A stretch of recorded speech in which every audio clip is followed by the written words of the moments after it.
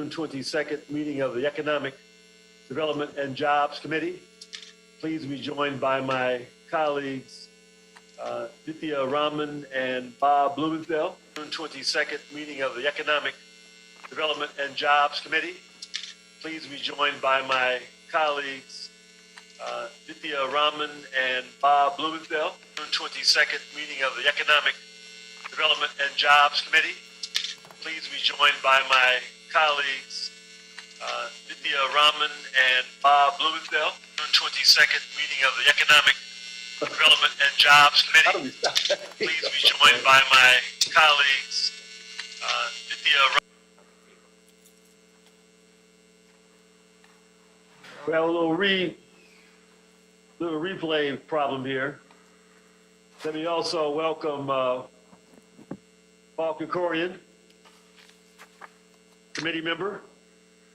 Mr. Lynn, would you call the roll, please, so we can get this party started? Yes. Councilmember Price? Here. Councilmember Krikorian? Here. Councilmember Blumenfield? Blumenfield present. Councilmember Rahman? Yes, here. And Councilmember Harris Dawson? He'll be with us momentarily. Very good. But why don't we move to public comment? Mr. Clerk, will you please give us the rule? Okay. Members of the public who would like to offer public comment on the items listed on the agenda should call 1-669-254-5252 and use meeting ID number 160-177-1578 and then press the pound key. Press the pound key again when prompted for participant ID. Once admitted to the meeting, press *9 to request to speak.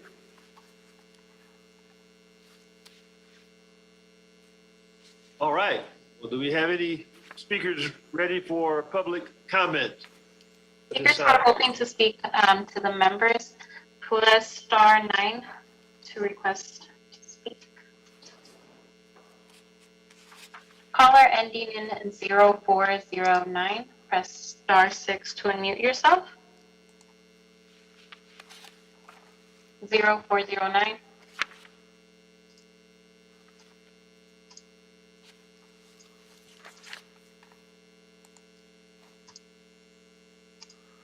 Caller ending in 2495, press *6 to unmute yourself. Caller, are you there? I am. Hi, can you please say your name and the items you'd like to speak on? Sure, my name is Lyric Kelker and I'm speaking on item number 4. Okay, you have a minute, you may start.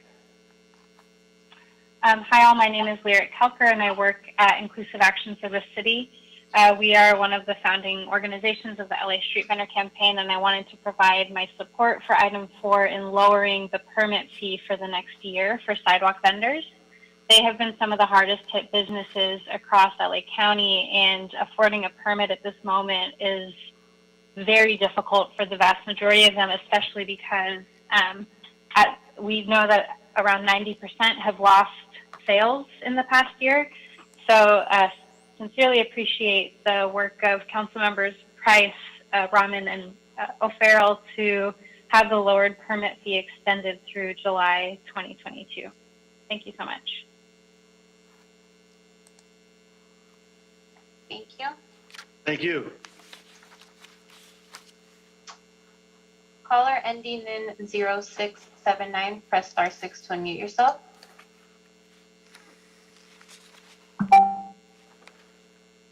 Hi, my name is Shireen Anayati. I'm a Vice President of Leasing with Westfield Shopping Centers, and I'm calling regarding item number 8. Okay, you have a minute. You may start. Great, thank you. So we have been having a lot of issues with tenants that are not paying rent and simply just squatting. Extending the eviction moratorium essentially gives them the opportunity to sit there, not pay rent, and where we have leases that have expired, we are not able to backfill them or replace them with other small businesses, large businesses that are ready to pay rent and move forward, hence dropping the new jobs that we could be creating in the community. Also, because they're not paying rent, they're not motivated to put their best foot forward to expand their business. And we have worked with these tenants over and over. We've deferred their rents, we've abated their rents, And frankly, this deferred rent is simply just growing and growing as time goes on, which creates an even bigger issue long term for the tenants to deal with. We are really just pushing out eventual vacancies at this point and not allowing us to build our businesses right now or in any way expand or grow the economy. And our sales and traffic have exceedingly done better, and we expect them to be. Caller ending in 5018, press star 6 to unmute yourself, 5018.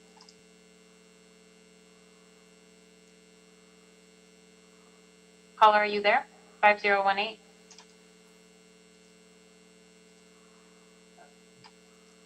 Caller? Hello? Hi, please state your name and the items you'd like to speak on. Hi, my name is Carla de Paz. I want to speak on item number 4. Okay, you have a minute. You may start. Hi, my name is Carla de Paz. I'm an organizer with the Community Power Collective. We organize with tenants and workers in the informal economy, most notably the street vendors as part of the LA Street Vendor Campaign.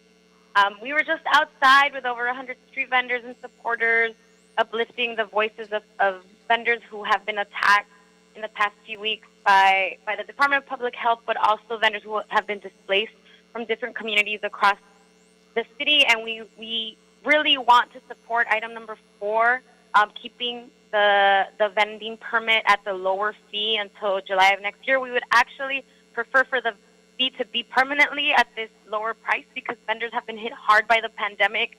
They're struggling to recover. They're just getting, ready to go back to work, and bringing this fee up to a cost of $541 would be devastating. It would be impossible for vendors to get the fee. They're already going through so many other challenges as food vendors to get their county health permits. So the least that this committee and the council could do is extend this lower permit fee. And I actually want to ask you to permanently leave this fee at $291 and to support seniors and vendors who are still struggling with a lower cost that they can actually pay. Members of the public would like to speak before the committee. Please press star 9 to raise your hand. Let me just note that we've been joined by Councilman Mark Dawson. Thank you. Caller ending in 1264, press star 6 to unmute yourself. I'd like to speak on item number 4. Okay, you have a minute. You may start. Yeah. Now this permit that you want to put at $291, most of the vendors that are out there are not cannot get the health permit. So what's the point? I mean, until they can get the health permit, which is going to be impossible because there's so much outside health problems. There's flies, there's varmints running around, just dirt. I mean, there's just all kinds of other problems with them being outside selling food. This needs to be much more well organized. It's just a mess, and I don't think it's going to get any better. That's all. Thank you. Thank you. Caller ending in 0409, press star 6 to unmute yourself. Caller, are you there? Yes, I am. Okay. Please state your name and the items you'd like to speak on. My name is Robert Lovelace, representing the Southwest Regional Council of Carpenters, and I'm speaking in support of item 7, a motion to establish a pre-qualification process for contractors to ensure high-quality construction standards are maintained in Los Angeles. Okay.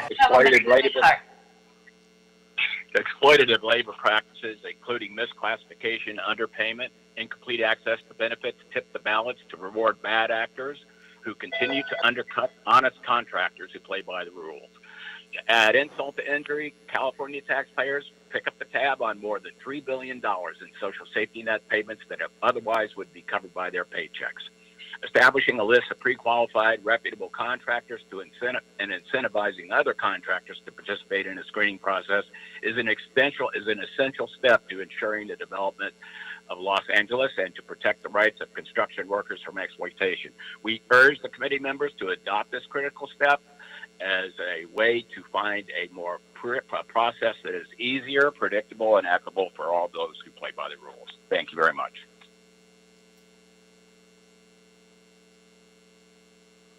Caller ending in 1403, press star 6 to unmute yourself.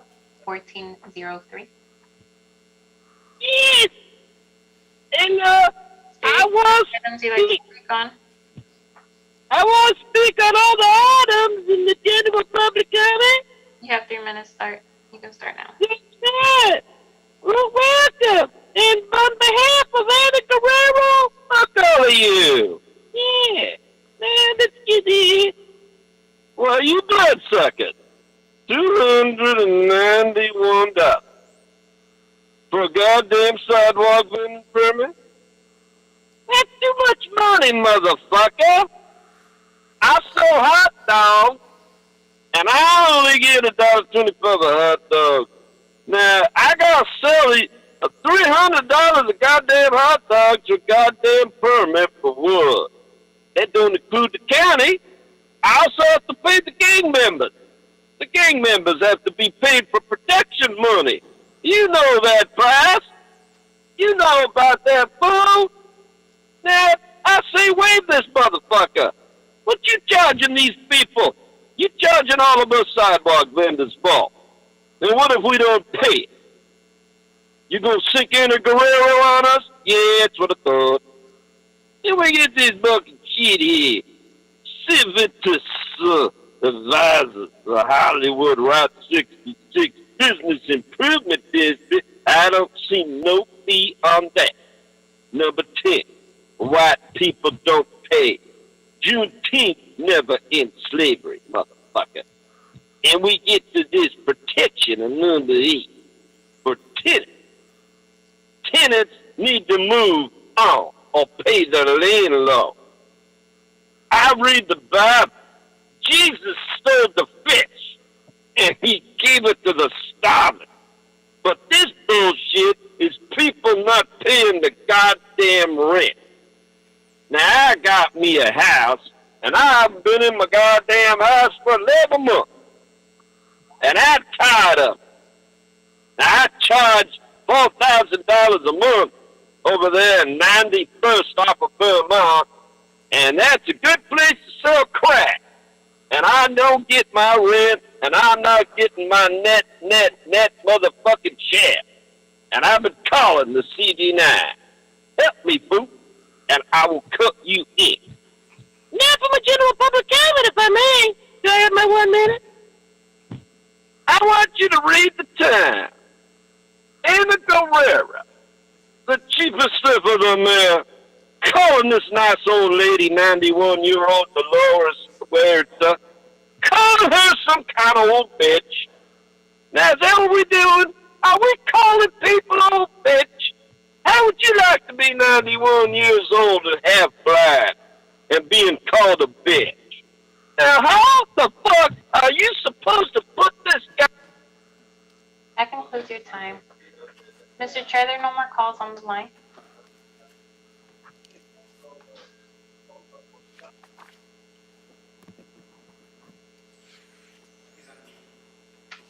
Thank you. We'll close public comment. And members, without objection, I propose that we take items 1, 3, 4, and 10 on consent. 1, 3, 4, and 10.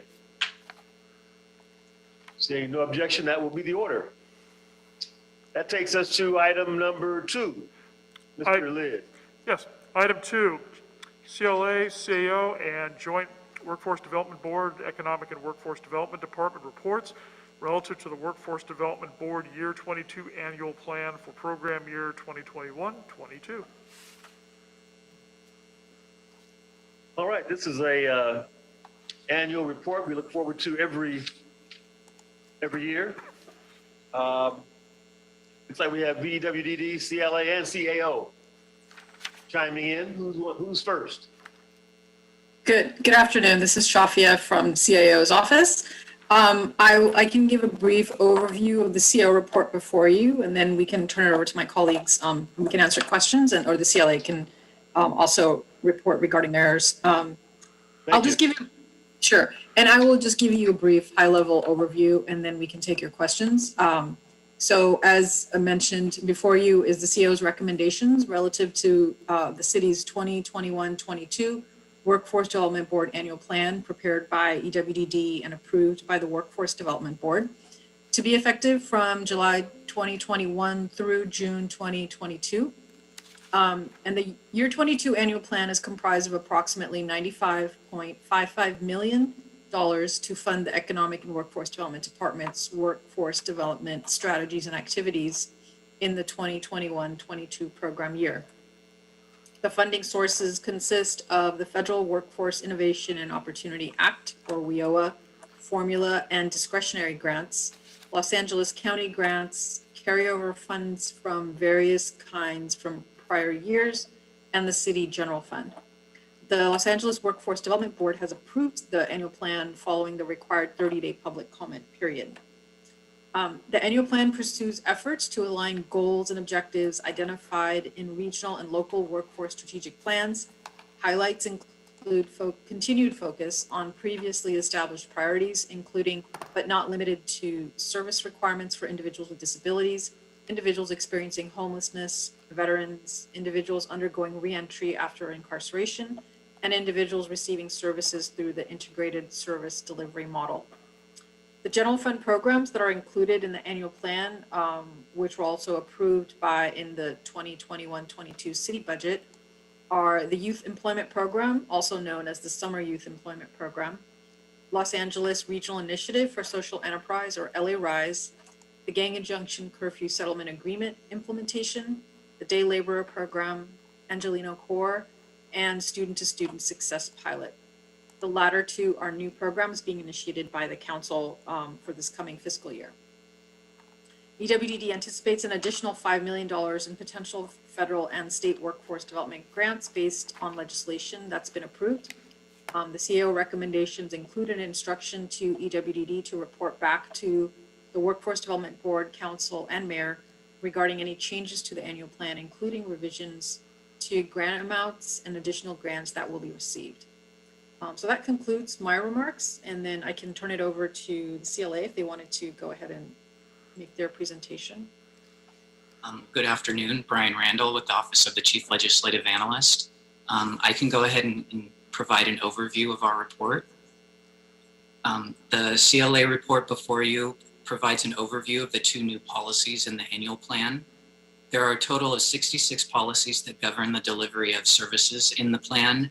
Of the 66, 50 previously approved by council have been adopted without change, and 14 have been revised to provide technical changes or to simplify their application.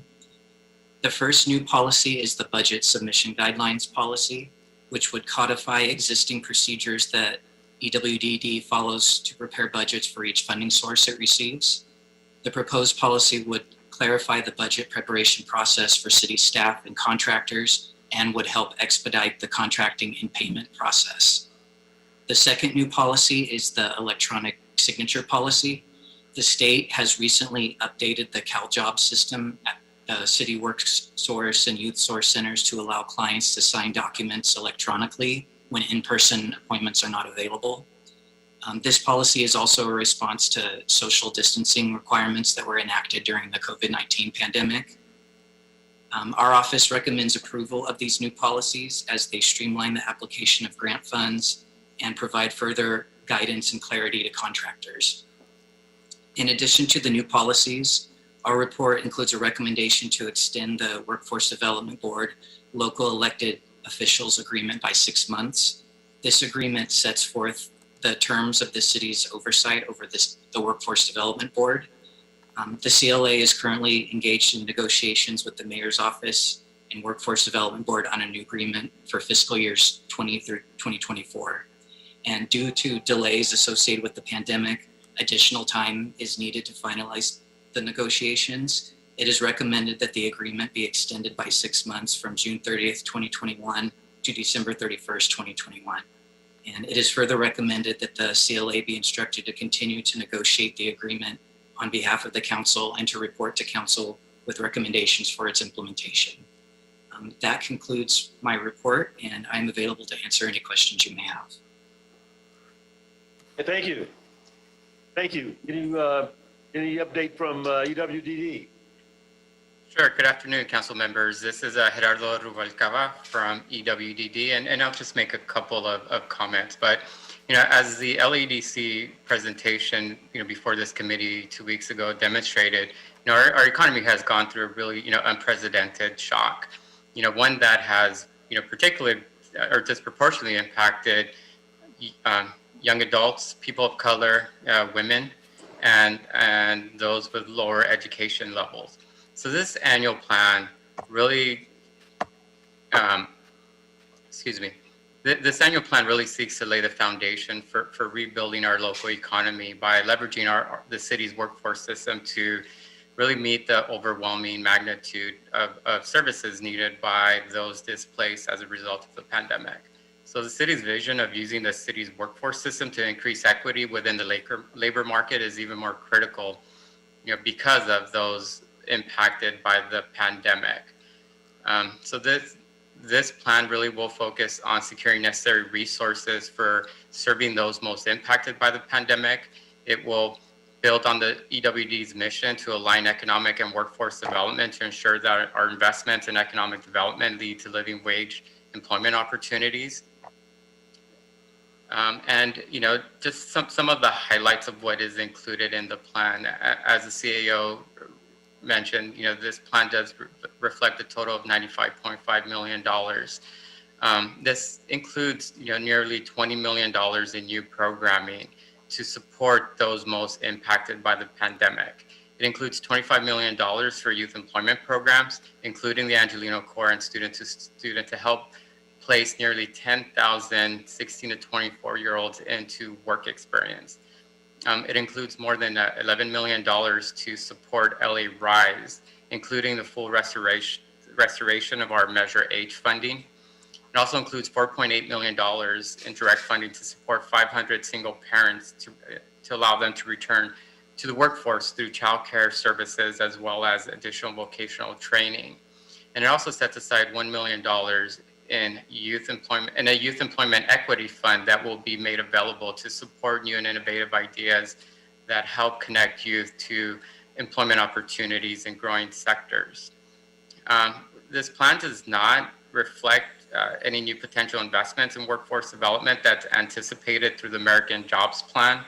We know that anywhere between $50 to $100 billion in workforce development funding has been proposed for the American Jobs Plan. And this also does not reflect new workforce development investments that have been proposed in the Governor Newsom's May revision budget. That budget did include $1.1 billion in new workforce development funding.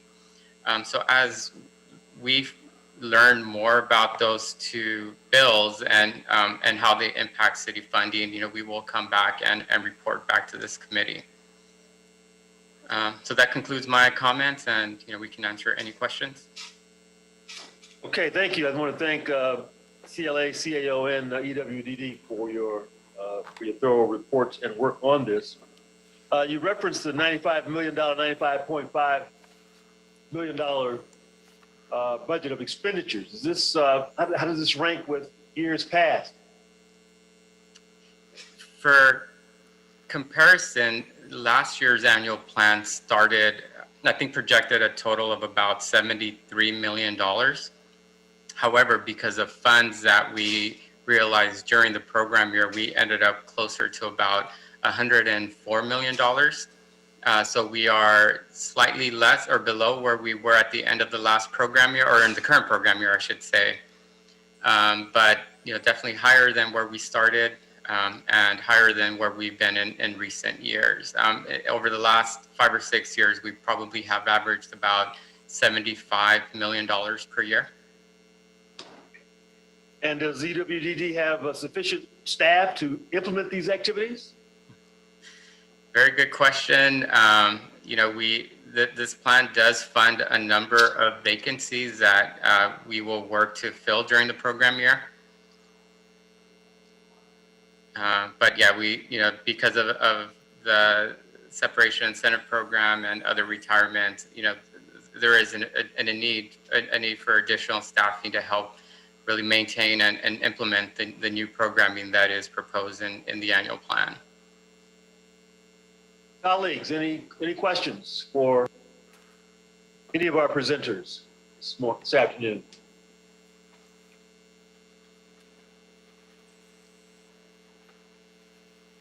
While my members are thinking, talk a little bit about the Youth Equity Fund and how that's going to really impact and sort of change the landscape for young people in our community. Sure, and the thought behind the Youth Equity Fund was really setting aside a pot of money that would be available for those initiatives that really come up during each program year. And the goal is really to look at how we can connect youth to growing industries, whether it's green jobs, entertainment, and we want to have funding available to support work experience opportunities that are connecting people that may not have access to those industries. So it's really an opportunity rather than allocating all of our funding up front. We wanted to have that pot of money that would be available for those opportunities as they come up during the program year. Councilwoman Rahman. Yeah, I had a question about kind of our current job market situation here in Los Angeles and how the current strategies you've outlined are addressing those issues. Right now in LA, we have a very high unemployment rate.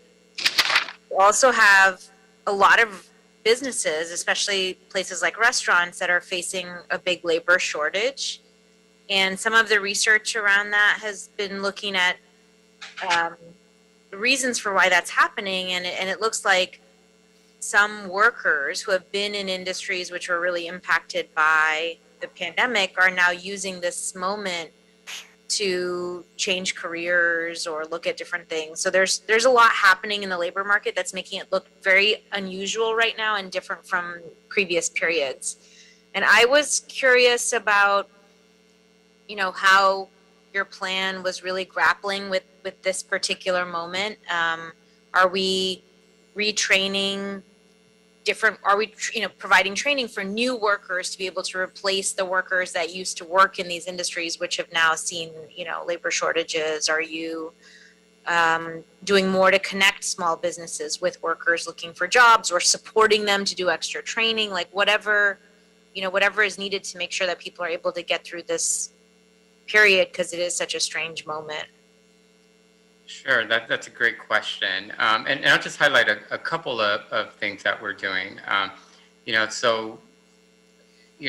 With our layoff aversion, we have a partnership with the LA Economic Development Corporation that does work with at-risk businesses. So we identify those businesses that are at risk of laying off individuals, and we connect them back into our workforce system. So through this annual plan, we have increased that funding to do additional employer engagement and outreach. And through all of our programs, we are looking at how we can better engage employers to place our program participants. LA Rides is a good example where, again, we've have really doubled down on our efforts to outreach to those employers, that especially those that are having difficulty filling current needs, and really promote that program as an alternative or a way of meeting their labor needs. So we are expanding our employer engagement activities. In terms of the department as a whole, one of the things that our general manager, Carolyn Held, really holds us to is really making sure that we are aligning all of our workforce and economic development initiatives so that they are complementing each other, and that that our workforce development initiatives are really supporting the work that they are doing on the economic development side, and vice versa. As a whole, in terms of training, there are some new initiatives included in here. I mentioned a new initiative around childcare that's really focused on single parents that left the workforce because of the pandemic. We do have funding included to provide both childcare, but also vocational training so that they can upskill their skills during that, during that 6-month period where we will provide, childcare. We also have partnerships with, both the LAUSD adult schools as well as the community colleges that are really helping to promote, vocational and short-term training for lower skilled individuals that need the skills to, return and hopefully to higher paying and middle skilled jobs. Okay, thank you. Okay, any other questions, members? Okay, seeing none, we're going to recommend that we approve the CLA and the CAO report recommendations. We'll take a vote on that. Mr. Clerk? Yes, Councilmember Price, Aye. Councilmember Krikorian, Aye. Councilmember Blumenfield, Blumenfield, aye. Councilmember Rahman, Yes. Councilmember Harris Dawson. Yes. Very good. All right, let's move on to item number 5, item 5. Very good. Item 5, Joint Workforce Development Board, EWDD report relative to the implementation of the Angelino Core program. Okay, another exciting proposed program. And we ask for an overview of the report. EWDD? Sure. Fargo? Good afternoon. Again, Gerardo Rubalcaba with EWDD. And thank you, council member. So yes, this is definitely a new and exciting program that the Community Economic and Workforce Development Department is excited about. So as we mentioned, the COVID-19 pandemic has really amplified, existing inequities in both our public education and system and deepened the crisis of disenrollment in higher education programs amongst Black and Latino students in LA. So the Angelino course seeks to address this, urgency of community and educational recovery by engaging hundreds of young Angelinos in a multifaceted program of service to the most impacted communities. So the Angelino Core is a 10-month intensive service and education program designed to engage youth in community recovery efforts in city neighborhoods most impacted by the pandemic. So in total, this program will recruit and deploy 400 young people to provide services to hard-hit communities, and will focus on 4 equity priority areas: so education and childcare, health equity and environmental justice, digital equity, and family immigration assistance. So core members will be placed with community-based organizations and receive a $1,000 monthly stipend during their program service. Cities' youth source centers will serve as the employer of record during this period and will provide program participants with specific job skills training prior to deployment. Throughout the program, members will participate in various professional development and group service activities through days of service. And members will commit to enrollment full-time at a local community college diploma, GED, or certification program as part of their service. To participate, core members must be City of LA residents, 18 to 24-year-olds who have valid U.S. work authorization. And the program will recruit from 2 specific youth populations. So youth 18 to 24 who are disconnected from school, which we refer to as LAP3 students. And then the second population is community college students who are full-time students enrolled at one of the 9 community colleges within the LA area. For this program, priority will be given to those zip codes hardest hit by the pandemic, those who have a history of homelessness, foster care system involvement, or contact with the justice system, and those enrolled at one of the 9 community colleges. Some of the metrics that we will track is really focused around education persistence, so remaining involved enrolled full-time in a community college or other educational program, and completion of at least 24 units during the program period. And through this, we will about 120,000 hours of community service hours will be provided during this period. This program will be implemented, as I mentioned, through the city's Youth Source Center system.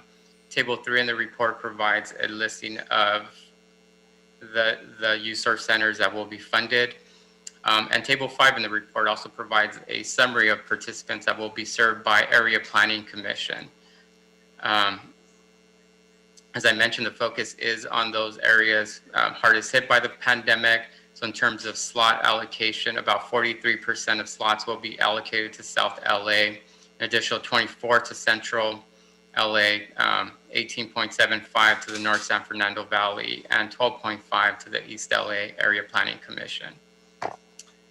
With that, I can answer any questions that the committee members may have. The discussion, the report indicates that there will be a scholarship, educational scholarship available at the end of the program. Do you know how much that's going to be? How it's going to be determined? Yes. Give me I believe what we committed to was a $1,500 scholarship at the end of their program completion. Okay. And how are we going to be marketing this program? How are we going to be getting it out to the target population? Yeah, so we're really, as I mentioned, there's really two populations that we're focused on. So through our Youth Source Center system, we will identify, disconnected youth. So, I did mention that the P3 participants, so these will be recruited and enrolled through our Youth Source Center system. There's also another segment that will be recruited through our LA College Promise Works. So we currently have Youth Source Center staff located at each of the 9 community colleges within the LA area. So we will set aside approximately 40% of the slots for those LA College Promise students. Okay, thank you. Mr. Corian. Thank you, Mr. Chairman, and thank you for this report. It's, we struggled with a lot of these significant new investments in the budget because we didn't struggle with them. The concern was that there wasn't a lot of programmatic elements associated with some of the proposals, and in kind of record time, you've all developed some really thoughtful programs, this being one of them, that incorporate measurable objectives and benchmarks and so on. I'm very impressed that in a short amount of time we were able to come up with this detailed of a program. I do have a few kind of specific questions. First of all, one of the participation areas of focus was education and childcare. And I'd like to understand better what staff envisions the program participants doing in that area. Because needless to say, these are both areas that require high degree of specialization, where youth are involved, where there are safety and liability concerns, all sorts of other issues that come into play when we're dealing with education and childcare. So what would the program participants actually be doing? Sure, and that is some of the detail that is still being developed. But really the thought is to connect our participants to community-based organizations in these fields. So we may, for instance, connect a participant to a community-based organization or a childcare provider, and really supporting those activities of the organization. So we do, through our Youth Source Center system, they will be provided necessary training and certification prior to actually going on to any work site. It is similar to the work that we currently do through our Higher LA program, where we do have worksite agreements with our work sites that look at some of those, any liability issues, and really, detail the scope of work that a youth may be able to do on site. Well, as the program guidelines are further being developed, youth protection is going to be one of the most important things, I think, that you and we will need to focus on. We've seen even in our own city-run programs involving education and after-school programs and so on, that we've had a continuing, we, like everybody else, has had a continuing challenge in trying to ensure that youth are protected in programs like that. So that's, for me anyway, and I'm sure for all of my colleagues, that's going to be a very high priority consideration as we see this program roll forward. A couple of questions about the community college connection. First, I noticed that the two categories of youth participants are either youth completely disconnected from school or full-time community college students. And it seems to me there's a big middle area of people who maybe are working part-time, taking classes part-time in community college, and it seems like they'd be left out of participation in this program. Was that intentional? No, and I think part of the issue that we're trying to address is really the disconnection that has occurred, since the pandemic started. We know that enrollment at community colleges across the state, enrollment at the CSU 5 is all down since the start of the pandemic. So I think that the thought here is to use this program to help youth remain engaged or re-engaged into the community college system through this program. Right, but, okay. I'm sorry. Go. Well, but what I'm saying is, if one of the categories is full-time community college students, that category excludes, the single mom who's taken, a half full-time schedule because of childcare issues, or, somebody who's working part-time or taking care of somebody who's ill in the household or so on, and can't enroll full-time. And yet that same person would be excluded from the other category, which are fully disconnected youth. Sure, and I think, and maybe the clarification is that they do not have to be enrolled full-time at the start of the program, but I think there's one of the things we're trying to encourage to the program is a commitment to enroll full-time. I see. And that example of a single mother that may not be able to commit to the program at the beginning, we would work with them through this program and provide services so that they can engage. Okay, so that will be sort of the goal, is to get them to be full-time. Yeah. It's not necessarily a barrier to entry. Exactly. Okay, very good. And then just if I can be geographical a little bit here, there are no South Valley service providers in this list. There is a North Valley service provider, although the South Valley has a higher poverty rate than the North Valley. So that is a concern of mine. And then sort of related to that is there are 3 specified community colleges that are given priority without any explanation of really how that relates to program participants, since program participants living in high poverty zip code areas are already given priority. So what's the thinking in specifying a North Valley community college and not a West Valley or Central East Valley community college when there's lower poverty rate in the North Valley and student participants are already prioritized based on where they live? Sure. And for clarification, what we've allocated the funding to, in that example, the North Valley Youth Source Centers. However, through the LA College Promise component of the project, we will be working with all 9 community colleges. So the idea is to recruit, or set aside a certain number of slots for community college students that could come from any of the 9 community colleges. Yeah, I get that, but there's prioritization given to 3 of the 9 campuses, and I don't see what policy is served by that when the student participants are already prioritized by their zip code. Okay. So is there an explanation for what the thinking on that was? I think really initially the focus was, again, as you know, really focused on those areas that were, you know, had the highest concentration of poverty, you know, based on the Area Planning Commission, you know, proportion of poverty, and those impacted by, you know, again, those areas that were most impacted by the pandemic.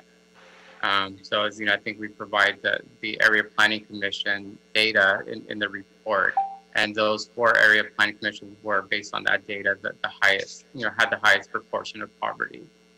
So again, that's where the policy decision was made to focus on those areas.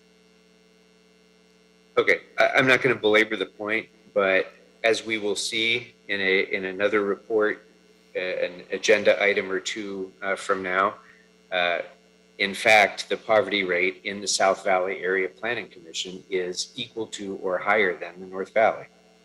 So that is not a legitimate policy distinction.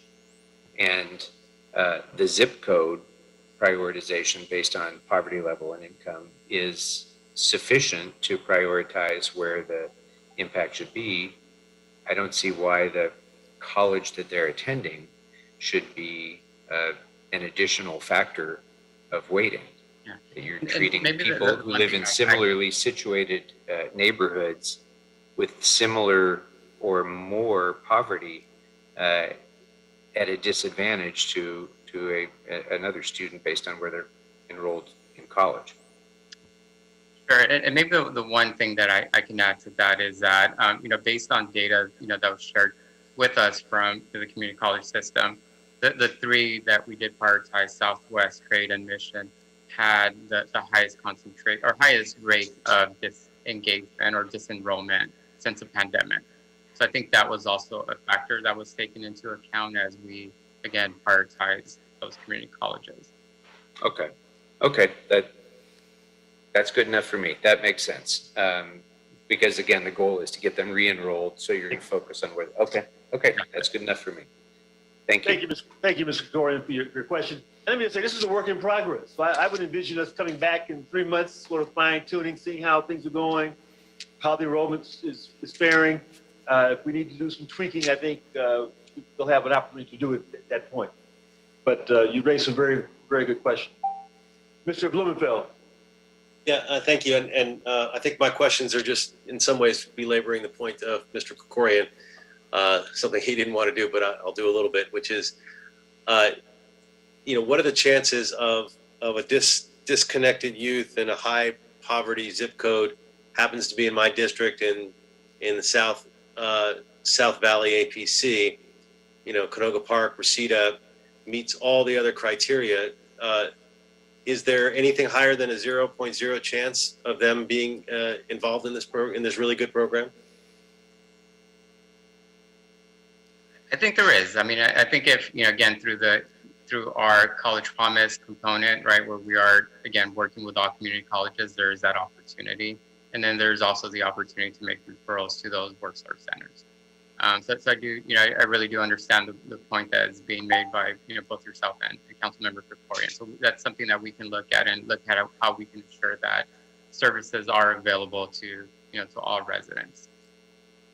Thanks. No, and it's a consistent point I know I make on a lot of things because, you know, the folks are just as poor and just as needy who are in Canoga Park and Reseda, and by all those other all the measures that we have listed here, they would qualify, but for that they, you know, their proximity to other higher income zip codes, but that doesn't help them where they're living and the poverty that they're experiencing.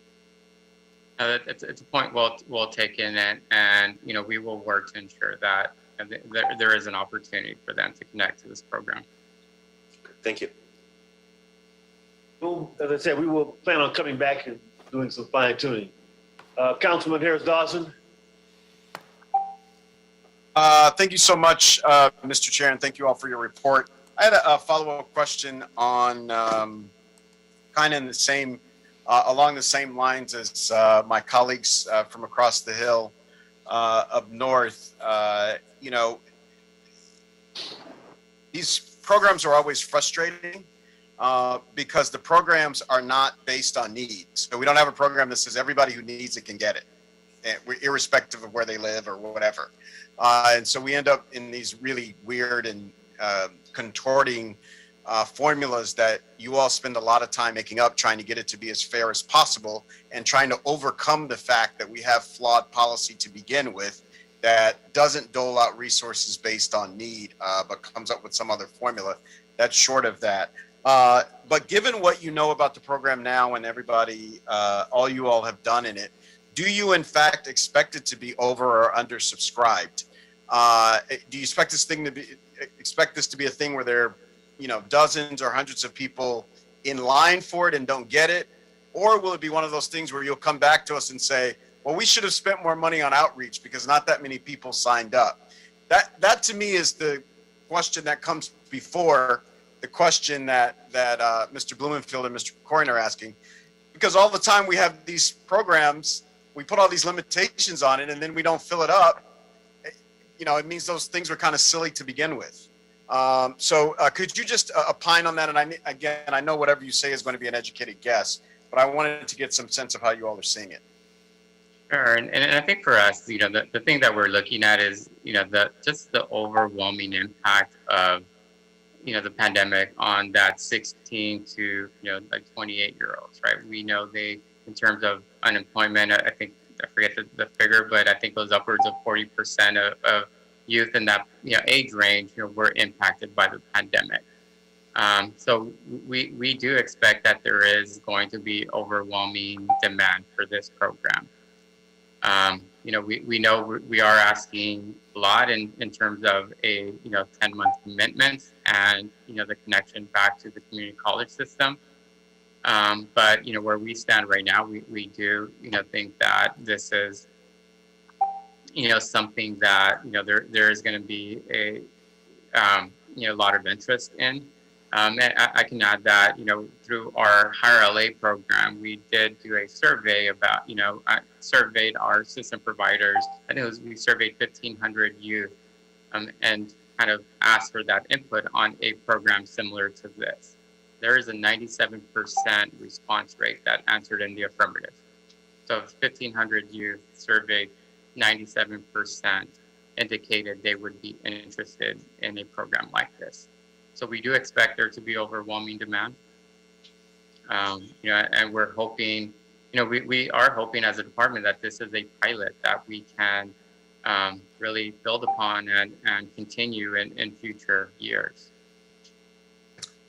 Thank you for that. I appreciate that. And I think it's something that we'll all keep an eye on as we go forward. I think, I would just informally ask that there's, you all keep some tally of who's showing up interested in this program and can't get in for one reason or another. And to me, it doesn't matter what the reason is.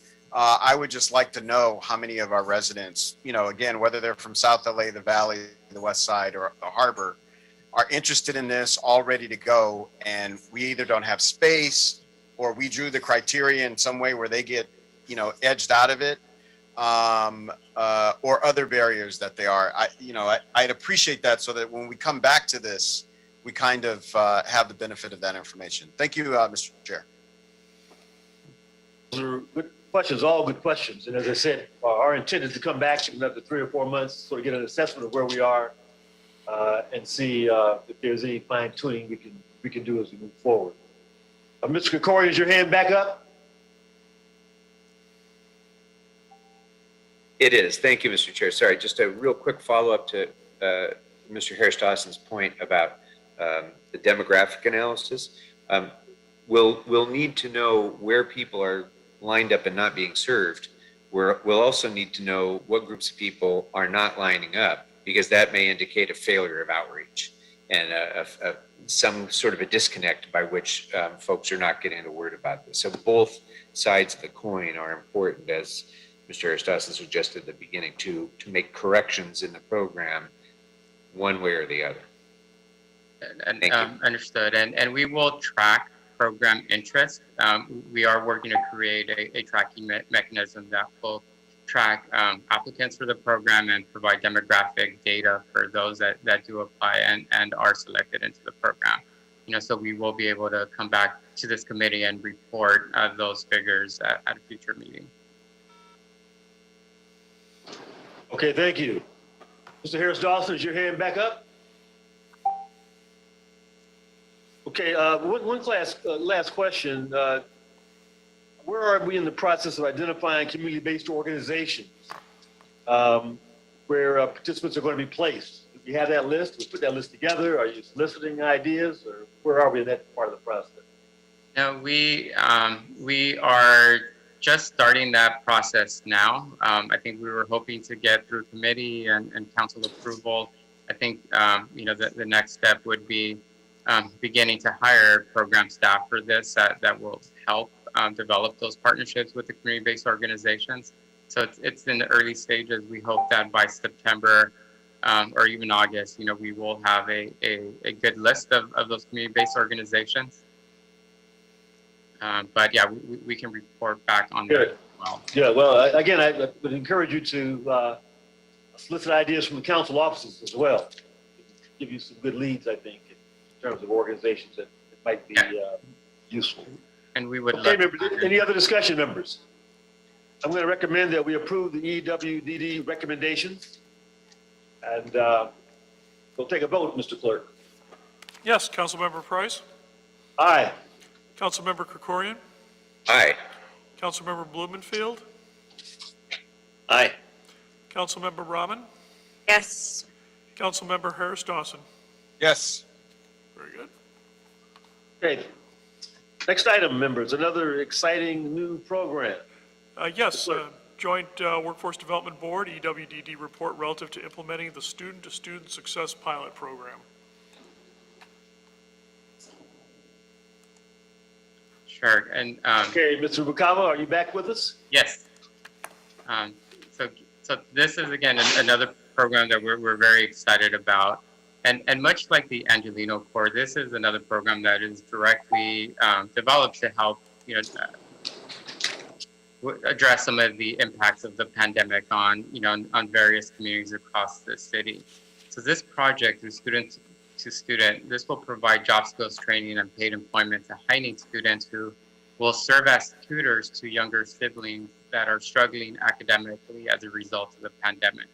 So the purpose of this project is twofold. So one is to reverse the disproportionate learning loss experienced by our most vulnerable younger students.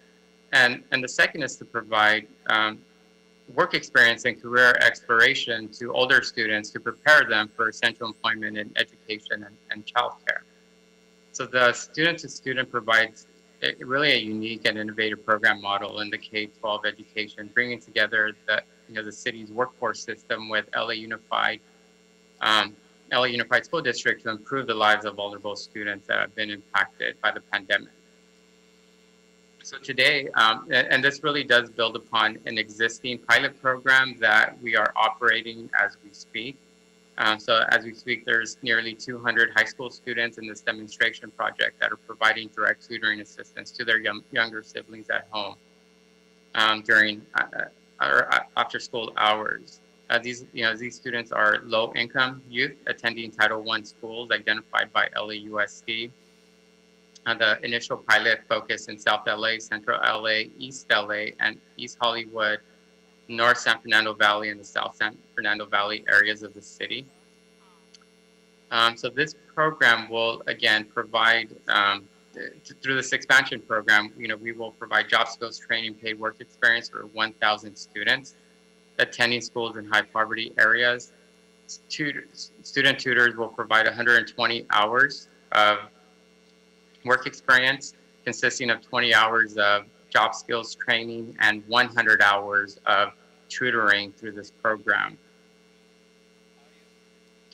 We will, through this program, again, leverage our U-Source Center system and hire LA service providers to identify students and to help facilitate the job skills training. And we will also leverage LAUSD, which will provide part-time instructors to support this program at no cost. In order to be eligible for this program, youth tutors must be from low-income high schools, 25 and under. The tutors must be enrolled in LAUSD Title I schools or either traditional high schools or alternative high schools, such as continuation or opportunity schools for older students. Younger students receiving tutoring assistance will be children who had low grades, inconsistent attendance, or missing or incomplete school assignments during the prior 2021 school year. In our report, we do provide a table that shows some of the program outcomes that will be tracked. In addition to hiring 1,000 tutors and tutoring 1,000 youth, about 75,000 hours of tutoring will be provided during the program year. And our goal is that 80% of those being tutored will have improved grades in core subject areas. So we're expecting 80% of those youth will have improved grades. We expect 80% of students to increase their homework assignment completion rates. And we expect 80% of the unit students to have a significant increase in academic confidence and school engagement as a result of the program. So similar to Angelino Corps, we are using the city's U-Source system to implement the program. Table 3 of the report, we do provide a list of the U-Source and higher LA service providers that will be participating. And in Table 4, we provide a list of slot allocation by area planning commission. So again, here we are using, we do have a target that includes both our U-Source centers and allocation of LAUSD slots. LAUSD is currently a higher LA service provider, and they will be implementing about 47% of the overall slots. And I can stop there and turn it over for answer any questions. Okay, thank you. Again, just a basic question. How are we marketing this program, both to hire the tutors and to assign the tutors to the students? What's that process going to look like? Sure, and this is one where we will work very closely with LAUSD academic counselors to identify students that are struggling, because one of the major goals is to really reverse some of the educational loss that occurred during the pandemic, as students were distance learning. And so we will work very closely with our partners at LAUSD to help identify students that fell behind academically during the pandemic. We will work with our U-Source centers as well as LAUSD to identify tutors, individuals that qualify for the higher LA program and meet the eligibility requirements. Okay, thank you. Any other questions, members? I think this could be a really exciting program, certainly meeting a need and providing some real support where it is needed. I'm going to recommend that we approve the EWDD recommendations. At this time, if there are no objections, Mr. Clerk, please call the roll. Councilmember Price? Aye. Councilmember Krikorian? Aye. Councilmember Blumenfield? Blumenfield, aye. Councilmember Rahman? Yes. Councilmember Harris Dawson? Yes. Very good. All right, that takes us to item 7. Item 7, motion De Leon Rodriguez relative to creating a list of pre-qualified contractors, determining applicability, and incentivizing participation.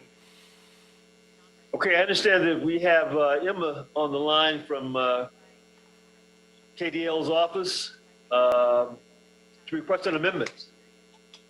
Yes, good afternoon. Emma, are you here? You are. I am. Can you hear me? We can. Wonderful. Good afternoon, council members. Emma Howard, Planning Director for Council District 14 for Councilmember De Leon, and I'm here today to speak on item 7, Council File 210631.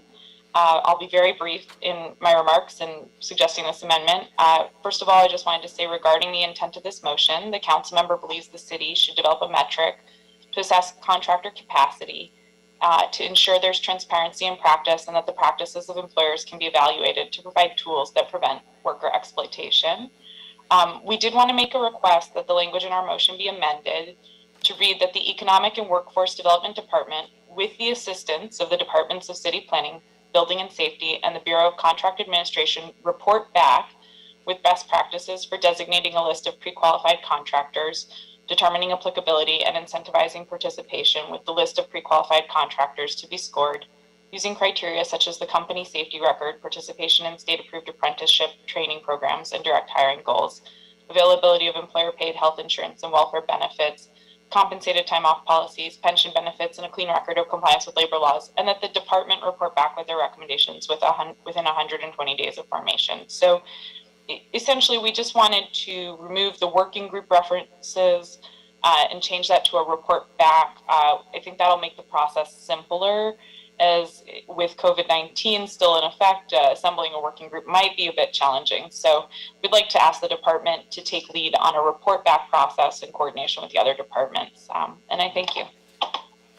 Thank you, Ms. Howard, for your report and for your motion.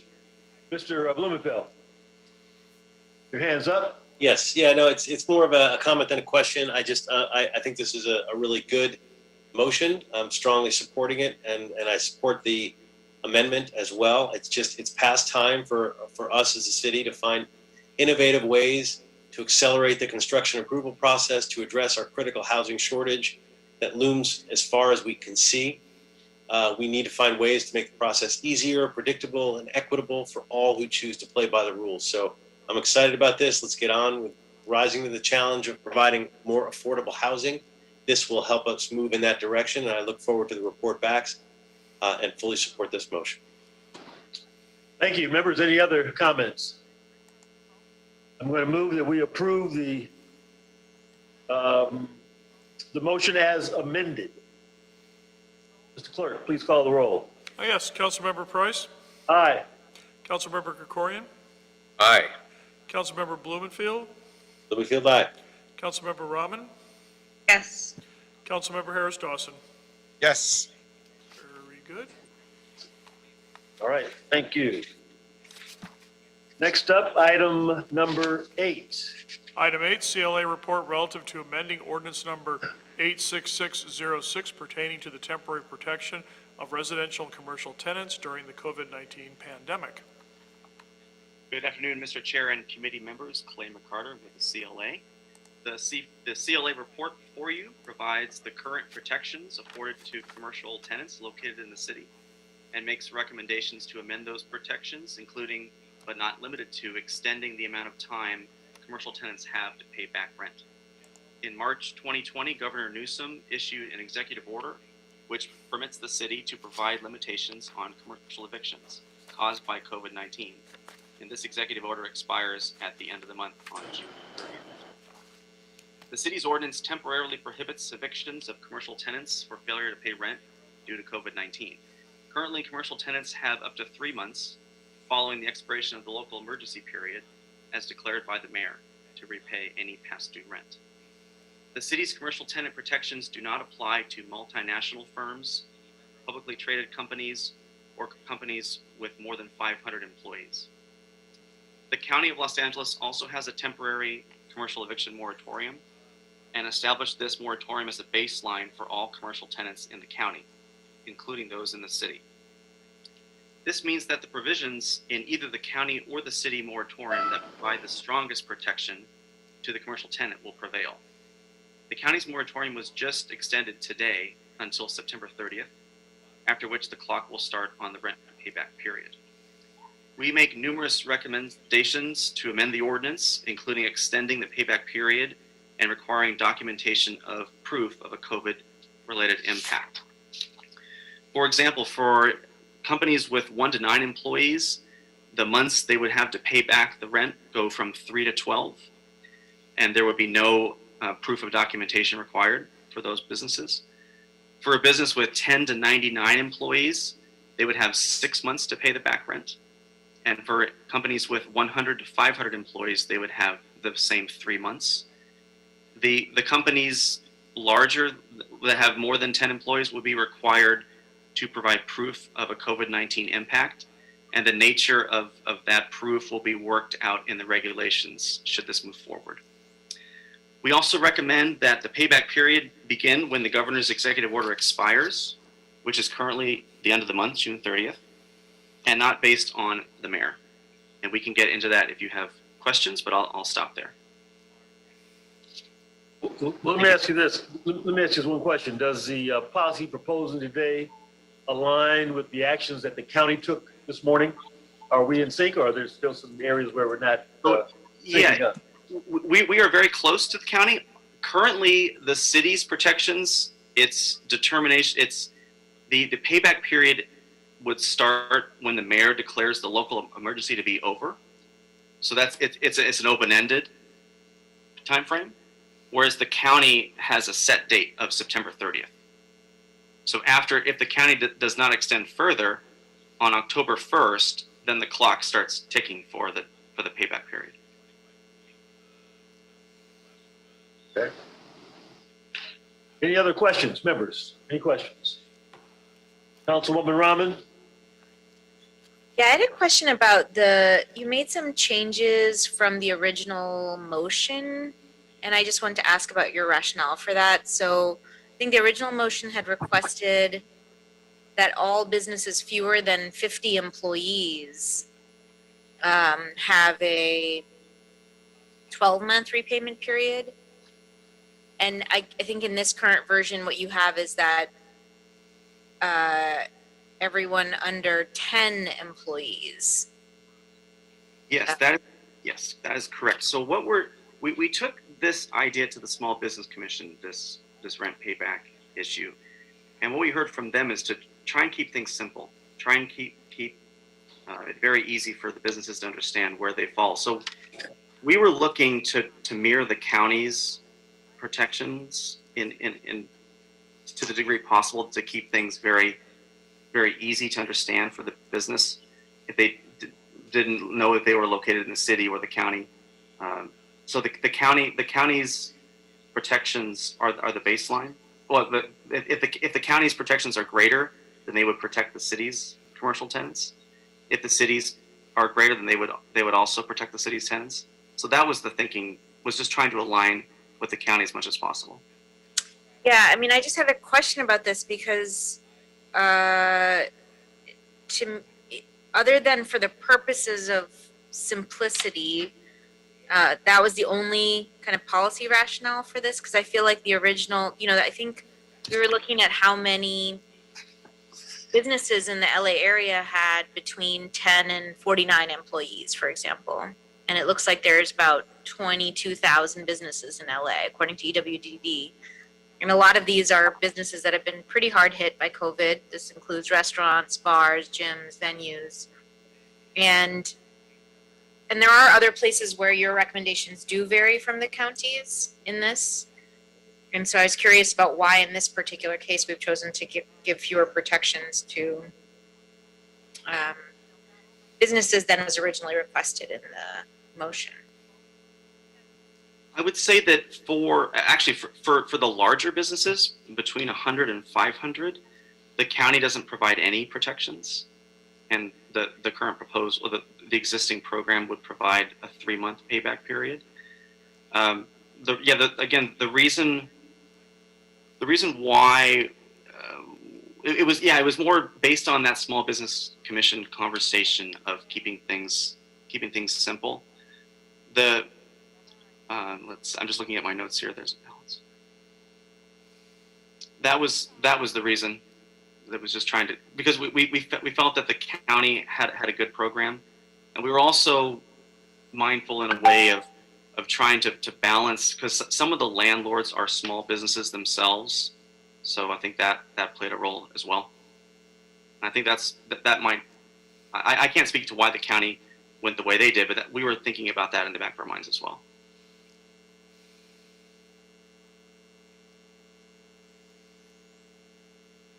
Yeah, okay.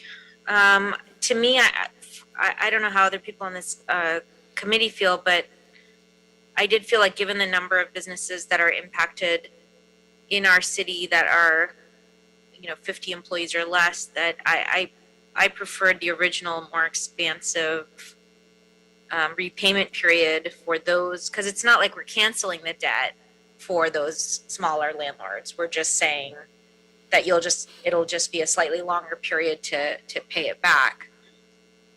But for me, if there's not a stronger rationale for this than just aligning with the county, especially given that we are diverging from the county in other places in this, that we may want to think about making sure that businesses in Los Angeles, especially those like restaurants and bars and gyms, which fall into this category, have a longer repayment period in order to be able to, come back into this moment with more, just a bigger cushion as they're coming back into out of COVID. But I don't know. Maybe I'll let some of the other folks on the committee speak, and maybe others can speak to this question as well. Okay, we can come back to you, Councilwoman, if you have some further thoughts. Mr. Blumenfield. Yeah, thank you. I was more confused about the start date on this because that's the bigger issue. 3 months, 6 months, but it's when are you starting that clock? And ours is this whenever the mayor says the emergency is over, which there may be very good reasons why we want to keep the emergency going for a long period of time to get certain funds and everything else, and it may not make sense for that to be the start time of this. So if I vote changing the start time to conform with the county, or is it still this mayor declared emergency date? Yeah, thank you for the question. If you vote for this, you're changing it to the governor's executive order. And we made that recommendation on advice of the city attorney. Right now it's open-ended, according to the mayor. The city derives its power to offer the eviction protection from the governor. Normally, cities and counties cannot regulate these commercial leases. So when the governor ends his authority, we are recommending that the payback period begin. Okay, but the county is moving it to September. The county is moving in September, correct? So essentially, the county is giving everybody an additional 3 months on top of what we're giving. And we don't know what the governor is going to do. I did some research. I haven't seen it on if he's going to extend his executive order or not. But yes, it's been like, if we wanted to keep in sync with the county, then what we should do is add 3 months to all of our numbers. Yes, that's. I mean, either sync up the date, or add 3 months to each month to pay back rent, so that it's the same date as the county. Otherwise, it's very confusing for businesses, depending on where they live, in terms of the 3 months, 6 months. So, yeah, I guess the question is, does the county or the city have the right to have a start date that's past the governor's executive order date? And that's what we don't have an answer on at the moment. Perhaps the courts will be the ultimate determination of that. But how does our city attorney weigh in on? If the city attorney's on the line, they can jump in here. Is Elaine or May? Let's get the city attorney in, please. Hi, sorry, Mei Chang and Elaine Zong from the city attorney's office here. I'm sorry, can you please repeat the question? So the question is, do we have the authority? Do we think we have the authority to go beyond the date of the governor's ending of the emergency declaration?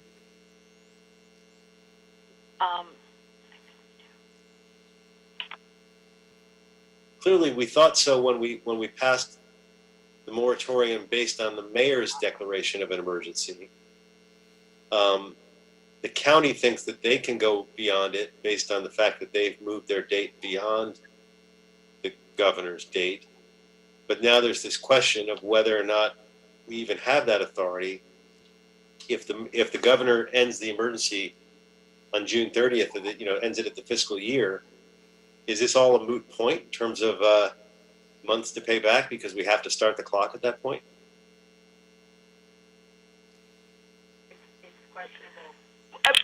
That's actually a very good question. It is questionable whether we have the authority.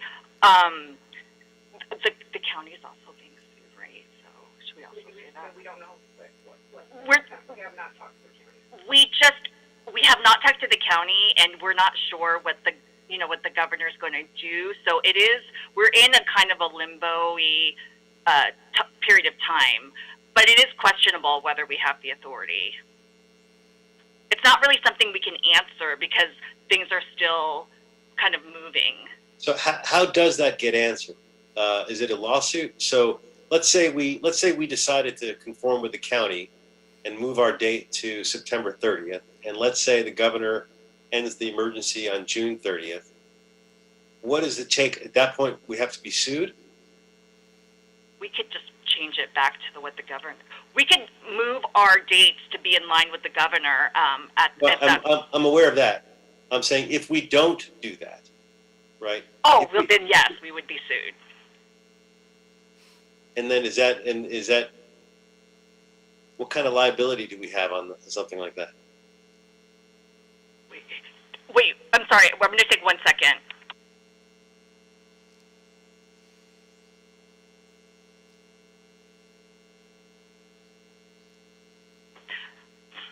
That question involves questions of preemption over local law, and we are not sure at this time, without really seeing the lawsuit itself, whether or not how strong our arguments or our case would be.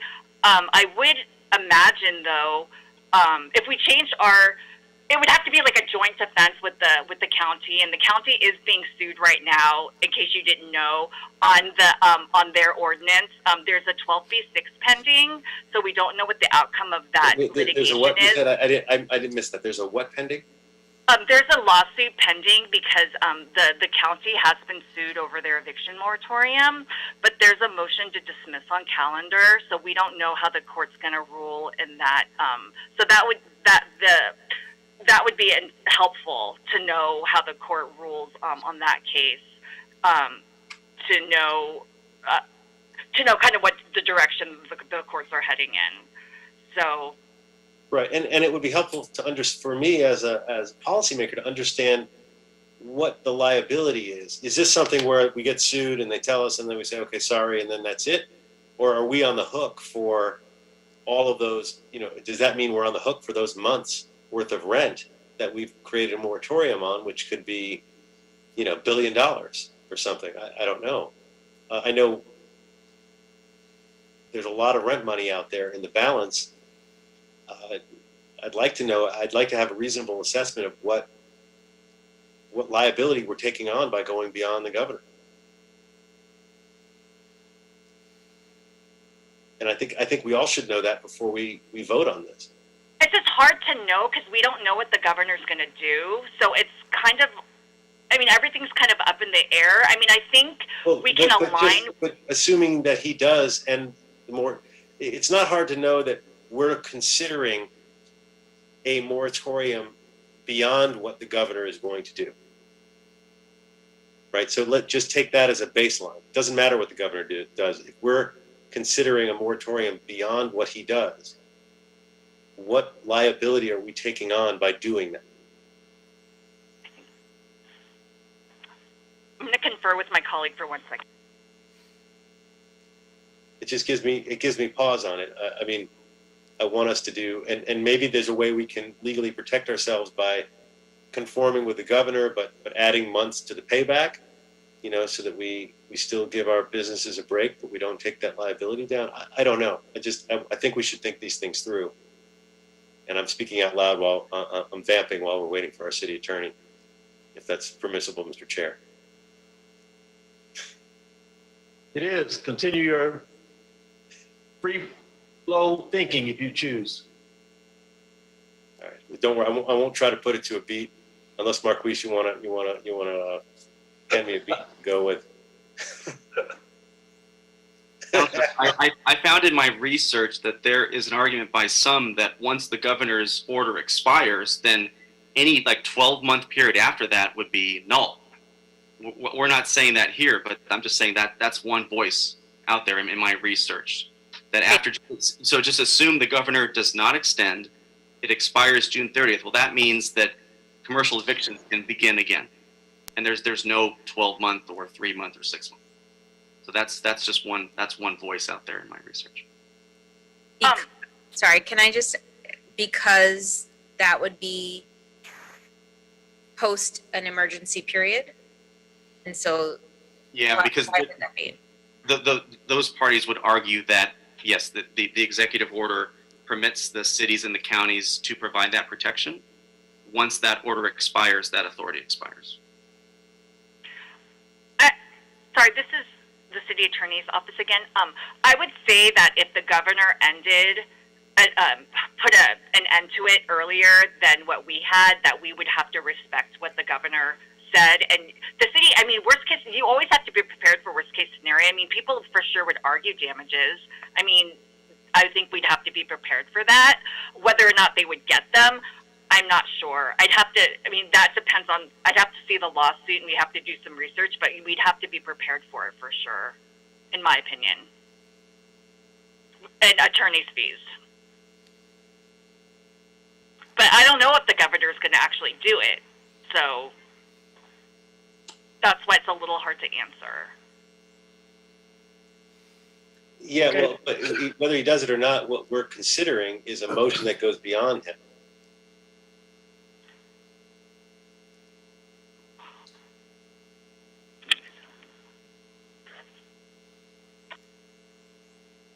Any other thoughts on that, Madam City Attorney? That's all we really have. Okay. Mr. Blumenfield, any more? You can come back. You can go to the next person. That's all right. Okay. Okay. Mr. Kikorian. Thank you, Mr. Chairman. And, I think Mr. Blumenfield has raised a really key point here. This original ordinance was enacted on an emergency basis in the first month of the pandemic's impacts in this city. And we did it very urgently in order to protect businesses that were obviously going to be hit with devastating consequences. But the truth is, this is a government action being taken to alter commercial contracts between two commercial entities. This isn't a government program of support for businesses, as we've done, extensively in our budget and otherwise. This is the government telling two commercial entities what their contractual relationship should be. And maybe under the protection of a governor's order of emergency, maybe we're entitled to do that. But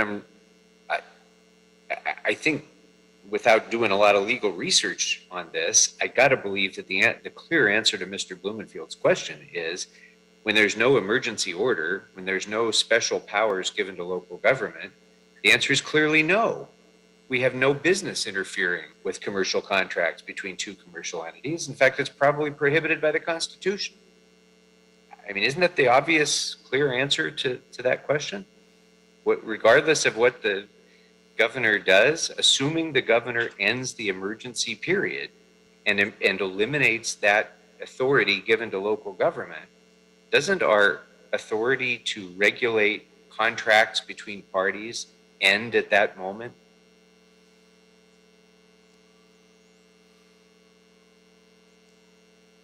Is that a question for the city attorney's office?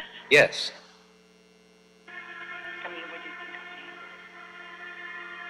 me? One.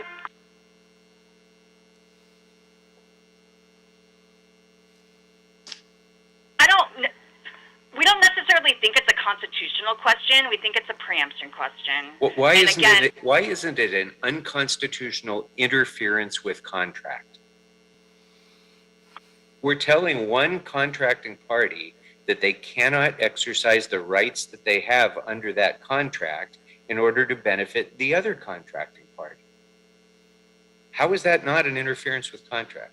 I mean, you could do a contracts clause analysis, which is a rational basis analysis, again, you know, which I haven't done, but the contracts clause, I mean, arguably it could be, but again, the contract clause is a rational basis level of review, and we do feel like it's more of a, I mean, the contract clause certainly could be considered, but we do think it's more of a preemption issue. And can I interrupt for 1 second, Mr. Corrigan? I'm a little worried about the discussion in terms of some of this should be in closed session because we may be in that situation where we're undermining our future legal arguments on some of this stuff. I just put that out there as a concerned party. I actually it is agree. a concern, except that have we been threatened with a lawsuit? Well, sorry, I don't mean to interrupt. We were thinking a report, like if you gave us some questions, we'd happily research them and provide them in a report that would be more complete than what I'm able to give you just sitting here. Okay, that's fair.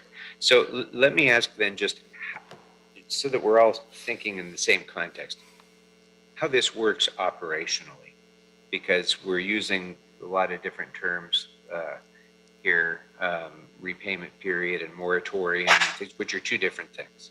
So let's make sure that we all understand how this works mechanically. A business has stopped paying rent during the COVID period, or is paying less rent than they owe. So a debt accrues. So far, that business cannot be evicted on that basis, right? Under our existing ordinance, the state emergency order. So there is a defense to the landlord's eviction proceeding, right? Right, if they don't pay rent because of a COVID-related issue. Okay. Yes, that's correct. So with this extension, what we're saying is if the business continues to not pay rent for up to 12 months in the case of a very small business, that would continue to be a defense against eviction if an unlawful detainer action were brought against that business in Superior Court, right? That's the import of this ordinance. That's my understanding, yes. I mean, the city's tees off from a date we're not sure of because the mayor hasn't declared an end to the emergency order, but the counties tees off from September 30th plus 12. But regardless of when it starts, when it ends, that's the import of it, is we're creating an affirmative defense in an unlawful detainer action that a tenant could use against their landlord. Well, they could be evicted for other things, but not failure to pay rent for COVID-related reasons. Right, So- exactly. So the first test of this would be when the first landlord brings the first unlawful detainer action, and that this is asserted as a defense, and the court says the city doesn't have any right to do that. Sorry, you're out of luck. Or the court says, yeah, okay, that's a valid defense because the city properly did that. So that would be the first test of it, rather than our being sued for damages, I would think.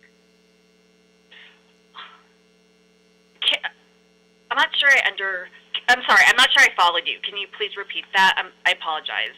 Sure. The only role that the city has in the relationship between commercial landlord and commercial tenant under this ordinance is that we are giving a defense to the non-paying commercial tenant when that non-paying commercial tenant gets sued by the landlord in unlawful detainer. Yes, that's right. Right. So when that case is first heard on an expedited basis, I would think that the landlord would assert, but wait, the city had no right to do that. My contract says that I was due my rent the first of the month, and they didn't pay on the first of the month. So you should, judge, ignore that, and you should fine for us on the UD and evict the business. So that will decide whether or not we had the authority to do this, I would think, the first time one of those cases is brought. But I'm more troubled a little bit by the notion that Mr. Blumenfield raises, which is, might there be some theory, and I'm going to take Mr. Blumenfield's advice and not speculate as potential theories, but I can think of some, where a landlord might assert that the city is exposed to some liability for whatever back rent doesn't end up getting paid. And well, we haven't been sued. I mean, there's litigation with the residential portion of our ordinance, which we've been successful with so far. No one has made any moves on the commercial part. So right. I don't know. I mean, that theoretically, I suppose that could happen, but I don't know.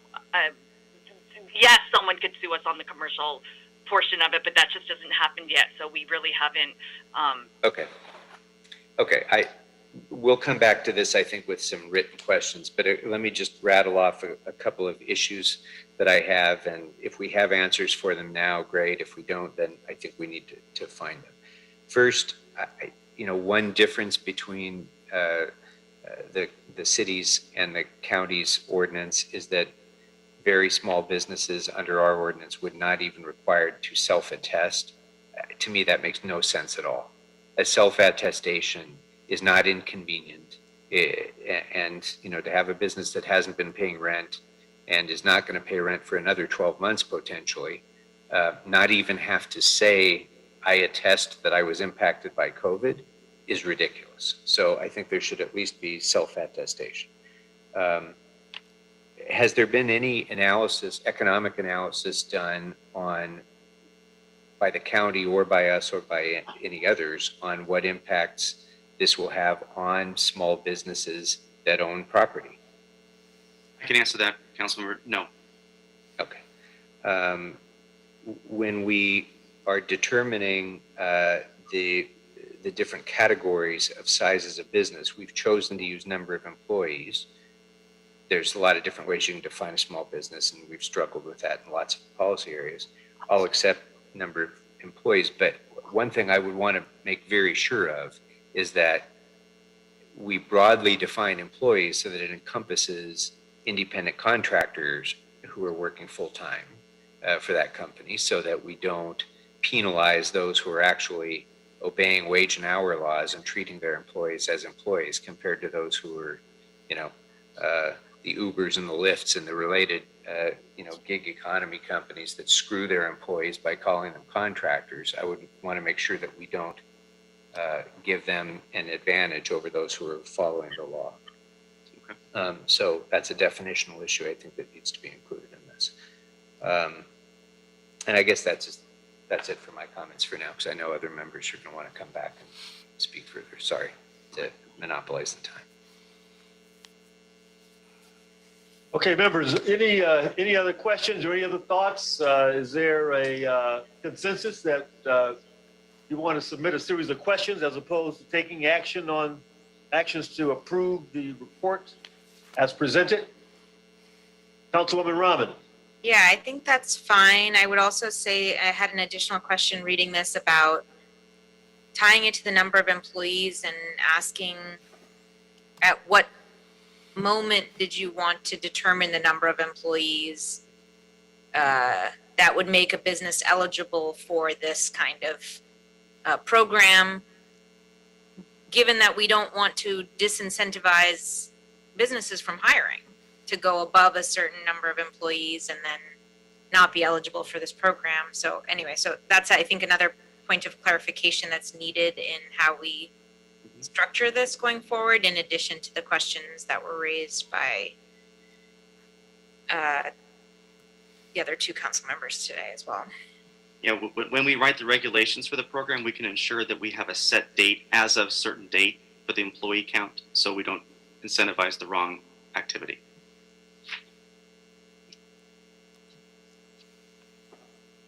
Let me ask, is there any unreadiness with approving the report and submitting the questions for responses? I'm not sure what we're approving then, in terms of the date. We're approving a June 30th date?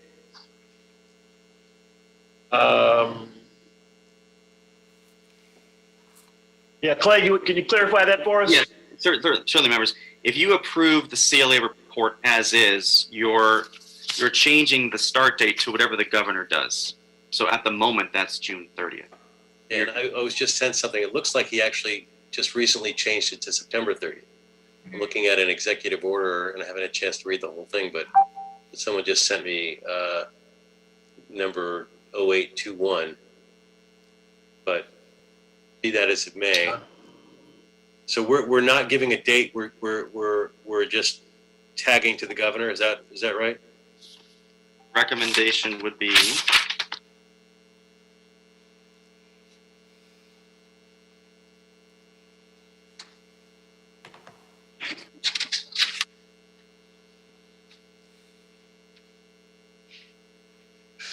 that the payback period begins when the governor revokes the ability for the city to provide commercial tenant eviction protections.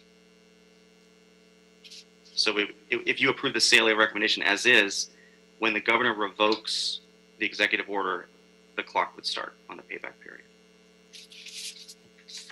Okay.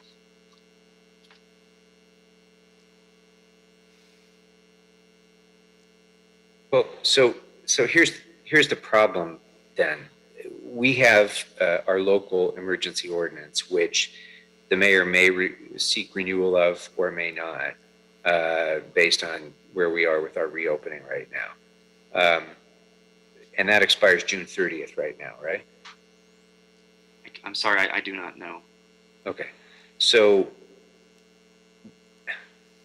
we obviously have concerns and questions about changing the ordinance right now. I think that was reflected in members' questions. But if we don't do something now, and if I'm right that, does anybody know on this call? I'm sorry, I can't multitask to look at the report to see at the same time. But if the current order expires June 30th or July 30th or whenever it is, before the September date that Mr. Blumenfield just mentioned the governor has extended his to, then we're going to have a gap in which the defense is not available at all to any businesses in Los Angeles. So we will have an expired ordinance, during the time that we're considering these revisions to the ordinance. I would also add that the county moratorium affects all cities in the county. So there's the other rub there, because the county's the clock starts September 30th. So the county's the strongest provisions apply to the tenant, the strongest protections. So perhaps your concern is rectified based on since the county protects all tenants in the county. Okay. Does that help? Well, it might. So that's the suspenders that we put on while we're adjusting the belt with our own ordinance. I guess it's the only Mr. Price, and I understand these things. But we have work to do on this. We have answers that we have to get back. But in the meantime, the businesses will not be left completely without protection because of the pendency of the county ordinance, which they've just extended the time on. Is that right? That's right. I mean, there's also that question about, does the county have the ability to extend past the governor's date? That's the unknown. Yeah, but that goes to the payment plan. I think we can safely say that no matter what, the eviction moratorium extension is pursuant to the powers granted to us by the governor, and that probably would protect them. The payment plan may not. There may not be a repayment plan. They may have to repay all of it on day one, right? Or else face eviction. If the governor extends till September 30th, then that's very helpful, and we are covered there. Okay.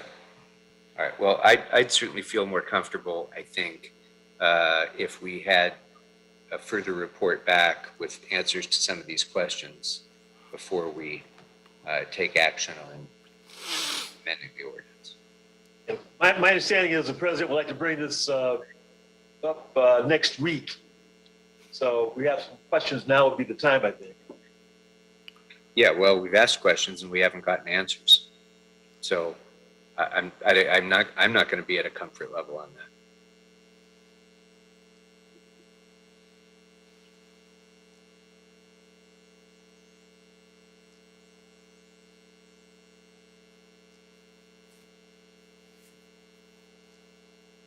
And if we don't vote for this, though, we're back to where we were, which is the mayor's date, which is definitely beyond the governor's. So we don't have an option. Okay, we send it back without a recommendation. You can send it forward to council without recommendation from the committee, yes. And then take it up at that time with the responses, at least to the questions that have been raised here. I think that makes good sense to me, Mr. Chairman. All right, then, without objection, that's what we will do. We will send this to the council without a recommendation, and we will look forward to taking it back up on the floor next week. And if there are no objections, that will be the order. Very good.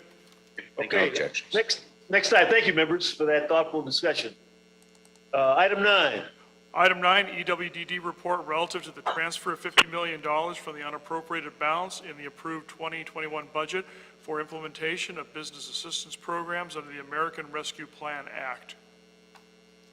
All right, members, another promise we've made to get resources out to those businesses that can use it and need it. We have a report from EWDD. Yes, good afternoon. Thank you, Mr. Jackson. Yes, good afternoon, Councilmember Price and members of the Economic Development and Jobs Committee. I'm Fred Jackson, Assistant General Manager with the Economic and Workforce Development Department, and I'm here to present our transmittal request for the authority to transfer $50 million from the unappropriated balance for the implementation of business assistance programs under the American Rescue Plan Act. EWDD respectfully requests your approval of the recommended items listed on pages 3 through 5 of the transmittal. As we all are aware, the pandemic has devastated small businesses in the city, resulting in a substantial economic decline, particularly in disadvantaged communities. Since April 2021, some industries have started to turn around when compared to employment in May 2020. However, we see virtually all industries are still struggling to recover. According to the Los Angeles Economic Development Corporation, compared to last year, leisure and hospitality is down 44%. Professional and business services reported 63,000 fewer jobs than a year ago. Other industries are still well below employment levels of the prior year.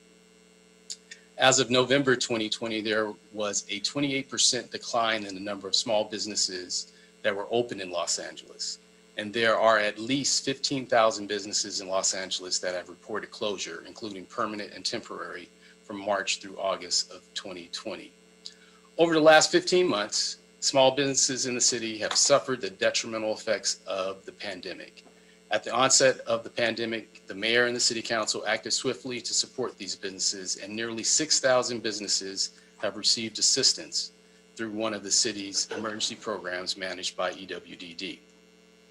The American Rescue Plan Act, ARPA, is a federal economic relief bill signed into law earlier this year to assist businesses and workers impacted by the pandemic. The city has been allocated $1.2 billion in ARPA funds to provide much needed relief to Angelenos during the economic crisis. To support struggling small businesses, the mayor and city council through the 2021-2022 budget process allocated $50 million in ARPA funding to implement a series of programs that promote a strong, equitable economic recovery in the city. The $50 million ARPA allocation was transferred to the unappropriate balance account to allow for further consideration by council. EWDD is requesting authorization to have the ARPA funds transferred to the department to deploy much needed programs to help businesses recover in the aftermath of the pandemic. The first program we wish to establish is the Restaurant and Small Business Recovery Program.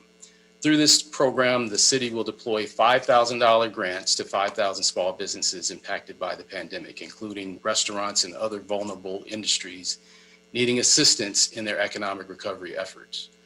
EWDD recommends implementing this program using the LA COVID Regional Fund model. A sub-recipient of the ARPA funds will be selected to deploy the $25 million allocated to small and restaurant and small business recovery program. Eligible uses for the funds will include employee payroll, rent, utilities, insurance, working capital to reopen or to continue operations, payment of outstanding business expenses incurred on or after March 3rd, 2021, and adaptive business practices needed to operate the businesses. Grant recipients will be selected through an online weighted lottery system administered by the selected subrecipient over several rounds of funding. To provide the most equitable access to this funding opportunity, applicants will be weighed more heavily in the lottery system that meet the following criteria. First, businesses located in low and moderate income communities, which are 50% and 80% of area median income, defined by HUD. Businesses owned by low and moderate income owners, which are 50% and 80% of AMI. Small businesses with annual gross revenue below 1 million. Business located within Cal EnviroScreen map community that has a health hazard range of 90% or greater, as well as a socioeconomic data composite scored by the U.S. Census Tract, with the areas with disadvantaging factors receiving higher lottery weights. The anticipated allocation goal for the program is 15% allocated to micro enterprise businesses, which are small businesses with 5 employees or less, and that have 100,000 in gross revenue or less. Another allocation of 60% would go towards small businesses, which are those businesses with less than $1 million. And then 25% will be allocated to small, medium businesses, which are businesses with more than 1 million, but less than 5 million in annual gross revenue. The selected subrecipient will lead the process of verifying the eligibility of selected grant recipients. However, currently only city staff can verify the status of a BTRC. Eligible businesses selected for funding will be required to submit the appropriate paperwork that comply with the ARPA requirements, including a BTRC, this Business Tax Registration Certificate, IRS Form W-9, ACH form, latest filed federal tax return for 2019 and 2020, as well as a data universal numbering system, DUNS number, which may be required. The second program we wish to establish is the Small Business Rental Assistance Program. EWDD is recommending the selection of a subrecipient to implement this Small Business Rental Assistance Program to deploy $12 million in grants of up to $15,000 or 6 months rent, whichever is less, to support rental lease costs for about 800 small businesses qualifying industries. These funds must be used to cover expenses that comply with ARPA requirements that occurred on or after March 3rd, 2021. Eligible uses for the funds include current rent lease payments needed to continue operations of the business, rental payments that are in the arrears that were occurred on or after March 3rd, 2021, first and last month rent for qualifying new businesses. Grant recipients will be selected through an online lottery system administered by the selected subrecipient over several rounds of funding. And again, to provide the most equitable access to this funding opportunity, priority will be given to the applicants that businesses are located in low and moderate income communities, the businesses owned by low or moderate income owner, small businesses with annual gross revenue below 1 million, based on their Cal EnviroScreen score, as well as socioeconomic data composite scores by the U.S. Census. The selected subrecipient will lead the process of verifying the eligibility of these grant recipients, which include review of their business tax registration certificate, their IRS Form W-9, AHC form, a copy of an executed lease, verification of past amount owed by may be required, Latest filed federal tax return as well as a DUNS number may also be required. Another program is the Jobs and Economic Development Incentive, or JEDI program. The JEDI program was designed to provide incentives, services, and resources to businesses located within designated JEDI zones and to promote economic opportunities in generally underinvested areas of the city. Although there are no approved JEDI zones at this time, EWDD will be bringing forth for City Council consideration recommendations for the establishment of several JEDI zones. Once JEDI zones are approved, funding for this program will provide incentives and services to businesses in those zones that will help their economic recovery.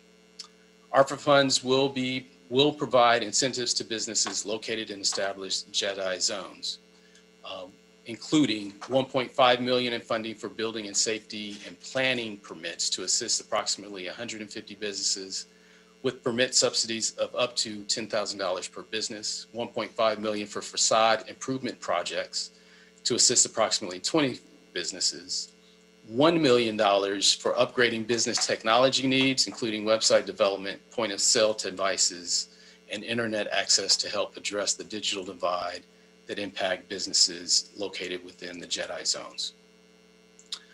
Assistance will be provided to approximately 166 businesses located in approved JEDI zones. And this program will be managed by EWDD staff with assistance from a sub-recipient agency to help with the implementation of $1 million allocation for technology upgrade services and equipment. Eligible businesses selected for funding will be required to submit the appropriate paperwork. Our fourth program we wish to establish is the Good Food Zone Business Assistance Program. The Good Food Zones promote healthy food options in communities that historically lack access to nutritious, fresh foods. According to a report from the Los Angeles Food Policy Council, decades of disinvestment in certain areas of the city have resulted in very few grocery stores and saturation with convenience stores and liquor stores that do not normally sell healthy foods. Research shows that the lack of access to adequate food resources have higher rates of diabetes, obesity, and heart disease. In March 2020, the City Council adopted establishment policies for the Good Food Zones and approved the implementation of a Good Food Zone pilot program in South Los Angeles. The approved establishment policy requires for Good Food Zones to be aligned with JEDI zones, which would facilitate layered incentive opportunities. It also requires that EWDD evaluation and recommendation for potential good food zones must be initiated by a council motion. The $1 million allocation for the Good Food Zone Business Assistance Program would provide economic opportunities for food industry businesses within these zones to promote new business models and innovation needed for them to offer healthier food. This type of business assistance is critical during COVID recovery efforts to retain and improve neighborhood markets that help address the disparity in availability of healthy foods while creating or retaining jobs in these communities. The Business Assistance Program will provide services and incentives that include a business liaison, outreach and marketing materials, technical assistance, and grants of up to $25,000 to qualified businesses to expand access to healthy foods and improve good food zones. Assistance will be provided to approximately 20 to 40 businesses in approved good food zones, and businesses will be selected on a first come, first served basis until funds are exhausted. The target recipients are food-centered industries and related businesses located within the approved good food zones, and priority will be given to those heavily impacted by COVID. EWDD staff will implement this program and will determine the eligibility based upon the requirements for good food zones. Eligible businesses selected for funding will be required to submit the appropriate paperwork. The final program we wish to establish is the Legacy Business Recovery Program. The legacy businesses have been long-standing staples in our communities. They not only provide needed services to residents in the city, but also serve as a major source of employment in some areas. Rent increases, gentrification, and lack of succession planning are some of the challenges that legacy businesses are facing, exacerbated by the negative impacts of the pandemic. In an effort to uphold struggling legacy businesses, City Council Director directed EWDD to recommend how to implement a legacy business program in the city. EWDD, under a separate transmittal, is making recommendations for City Council consideration. If approved, $4.75 million in ARPA funds would be utilized to provide technical assistance and grants of up to $25,000 to support and preserve qualified businesses. $250,000 will be set aside for marketing and outreach to ensure equitable access of this funding opportunity for legacy business owners with language or technology barriers. Additional support and other wraparound services will be provided through our business source centers and other city programs to ensure an all-inclusive approach to the delivery of services. Subject to City Council approval of the Legacy Business Program, legacy businesses will be evaluated for eligibility and assistance upon Council office nomination of the business. Assistance can be provided to approximately 190 businesses, approximately 12 businesses per council district. This program will target legacy businesses nominated by council offices. Focused outreach will be conducted by EWDD Business Liaison. EWDD staff will implement this program and will determine eligibility based on requirements for the legacy businesses as approved by City Council. Eligible businesses will selected for funding will be required to submit the appropriate paperwork to comply with the ARPA requirements. Lastly, the program administrative cost of $3 million is also included, but not limited to the following. First, technical assistance to support business owners through the application process, particularly applicants with language and technology barriers. Second, third-party consultants to provide administrative support services, data facilitation, analytics for equitable delivery of programs, eligibility review of grant application, marketing, outreach, and translation services to ensure equitable access and to reach businesses that may not have previously received funding assistance. Third, a subrecipient administrative fee for the restaurant and small business recovery program and rental assistance programs. And then finally, salaries and related costs for EWDD staff carrying out the ARPA activities. This concludes my presentation, and I'm here along with my colleagues, Daisy Hernandez, Chief Grants Administrator, and Jackie Rodriguez, Assistant Chief Grants Administrator, to answer any questions that you may have. Thank you. Thank you, Mr. Jackson, for that very comprehensive report. We're excited about these resources, adding these resources to the toolbox. Especially pleased with efforts to fund the JEDI incentive program, the Good Food Zones, and the Legacy Business Program. I think an opportunity to assist and to support those businesses that have been supporting our community. Any questions? Mr. Krikorian. I'll be brief this time, Mr. Chairman. I'll try. I just want to say a terrific report. And again, thank you for pouring so much time and effort into developing a thoughtful program for expenditure of these funds that we've set aside. And I want to applaud you in particular, Mr. Chairman, because many of these are programs that you have championed for many, many years. And we're finally at a point now where we have this infusion of one-time money to be able to make these one-time investments that are going to have sustainable, long-time economic benefit for, you know, entire parts of the city, whole neighborhoods that'll be uplifted by this program. Jobs created that'll give people middle-class opportunity. It's just, in every way, this is exactly the sort of expenditure that the one-time infusion of funds from the federal government helps us to do to uplift the economic condition of the people of this city. And as you mentioned, Mr. Chairman, many of these are programs that, you know, you've authored. The JEDI program is one that I've been particularly anxious to get going, and we just haven't been able to do it until now. And this, I just believe that this is going to be the shot in the arm, excuse the pun, bad metaphor given the circumstance. This is going to be the thing that really revitalizes our economic recovery and gives us the boost that we're going to need to come roaring back. So thank you to everyone on staff who was a part of putting this together, and thank you, Mr. Chairman, for your leadership on it. Thank you, Mr. Krikorian, and thank you for your leadership. Jedi Zone's been something that's been on your radar for many, many years, along with others. And so I agree, we have an opportunity now to utilize some of these one-time funds in a way that can really make a difference. Councilwoman Rahman.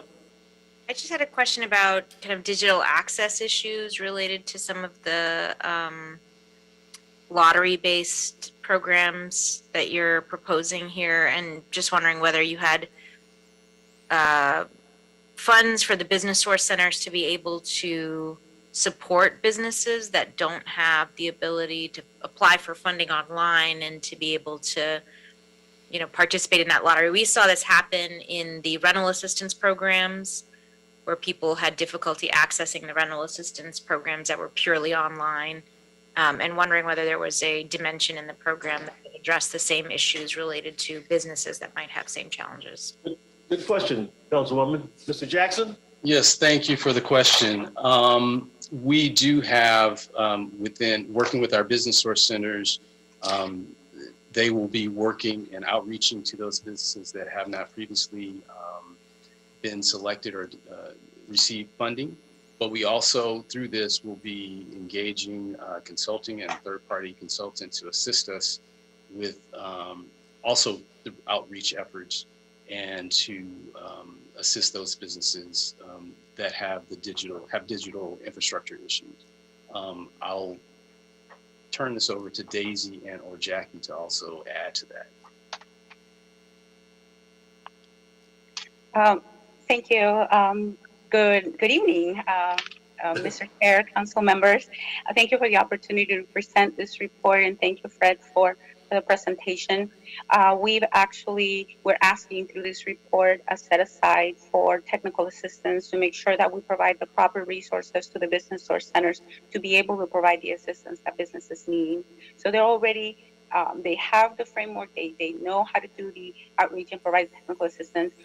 We want to provide those additional resources though, to make sure that they have sufficient staff to provide the assistance needed as part of the programs we're recommending.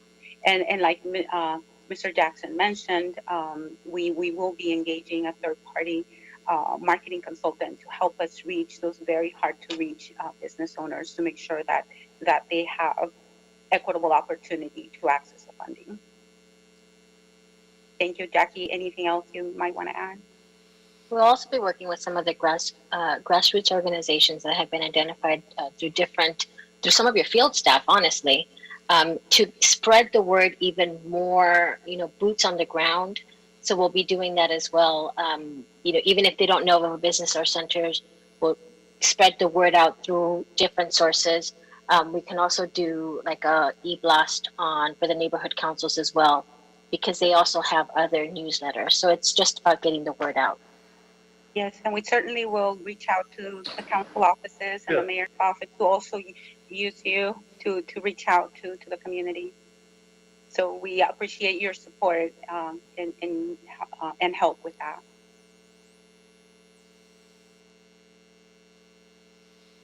All right, Mr. Harris-Dawson. Thank you so much, Mr. Chair, and I just want to begin by congratulating you. There's, small businesses, especially small businesses in communities like the one I represent, the one you represent, do not have a greater champion among elected officials than you. And I know you've been pushing these really now for decades, and so it's nice to see them come to fruition.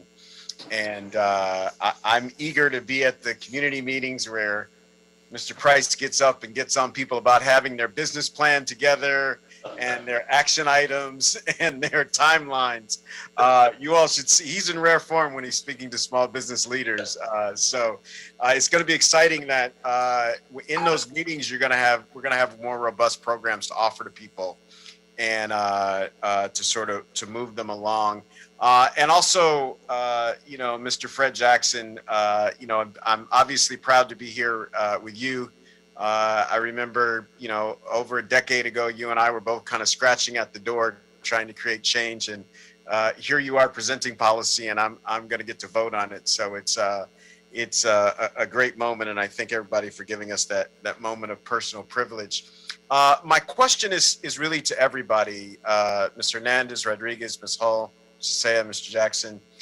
In our community, there's various levels of technical assistance needed. Sometimes it is digital, but other times it's just straight up administrative. I will remind folks, and some of you will remember this case, where we had a very well-known business in our community, and their business was verifiable. All you had to do was go to any cemetery and you could see that they had in fact been doing work, and they've been doing it for years. But when it came time to apply for resources from MTA's Business Interruption Fund and other funds, and even PPP recently, the paperwork just wasn't there. Even though we knew they were in a business, they're in the phone book. You call them and they'll say, yeah, come down, we'll help you out in your situation. So different businesses need different things. And I'm wondering, are the community organizations or the work source centers, are they incentivized to walk businesses through a process and help them figure it out, whatever it is? Or is it more straight across the board? Here are the services we want. Either you have the initiative to get them or you don't. And we kind of move from there.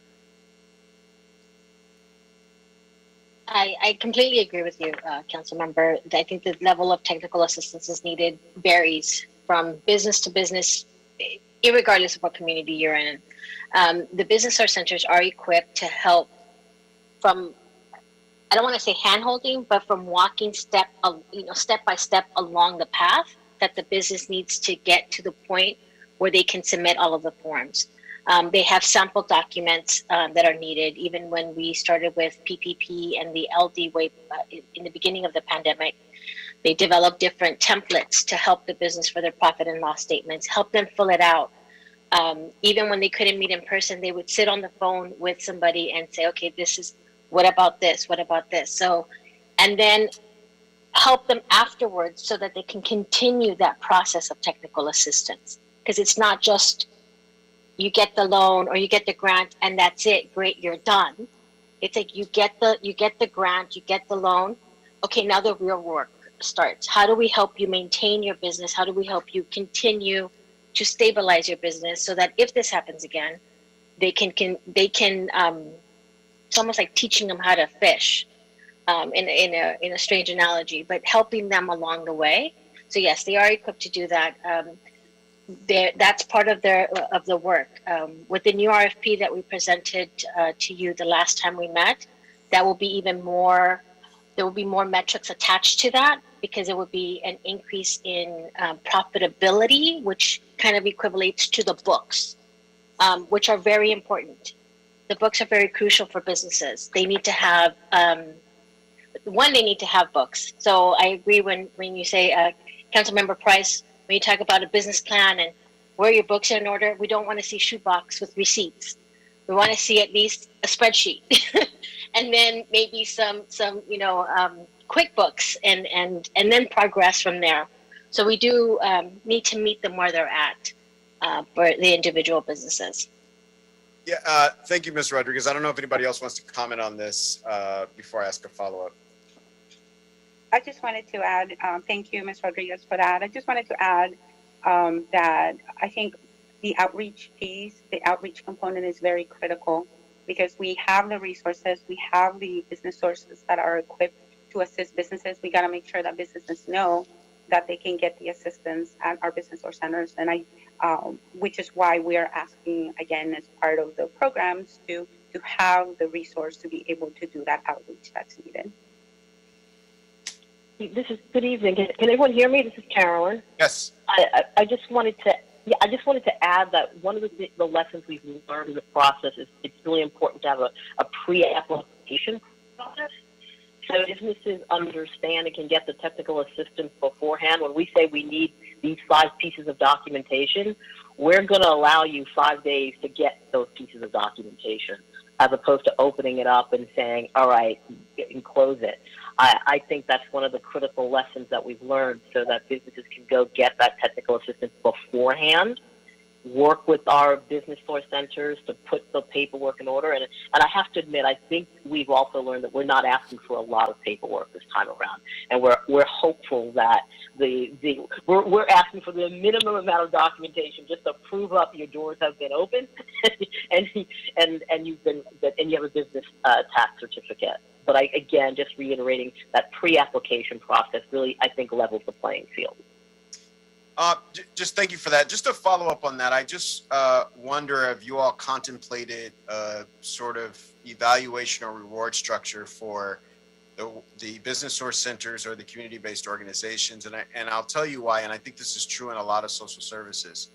Again, I just know from the small business community in my district, there's some businesses that the minute a program is, implemented, I mean, like the minute we vote on this, they're going to be at the work source center the following morning, ready to go. And the work source center, I assume, as they should be able to say, okay, that's one business we can put down that we help. There's another one that's going to take a lot of work. Again, I can think of some businesses where, just to get them to stop working long enough to pay attention to know what documents they need.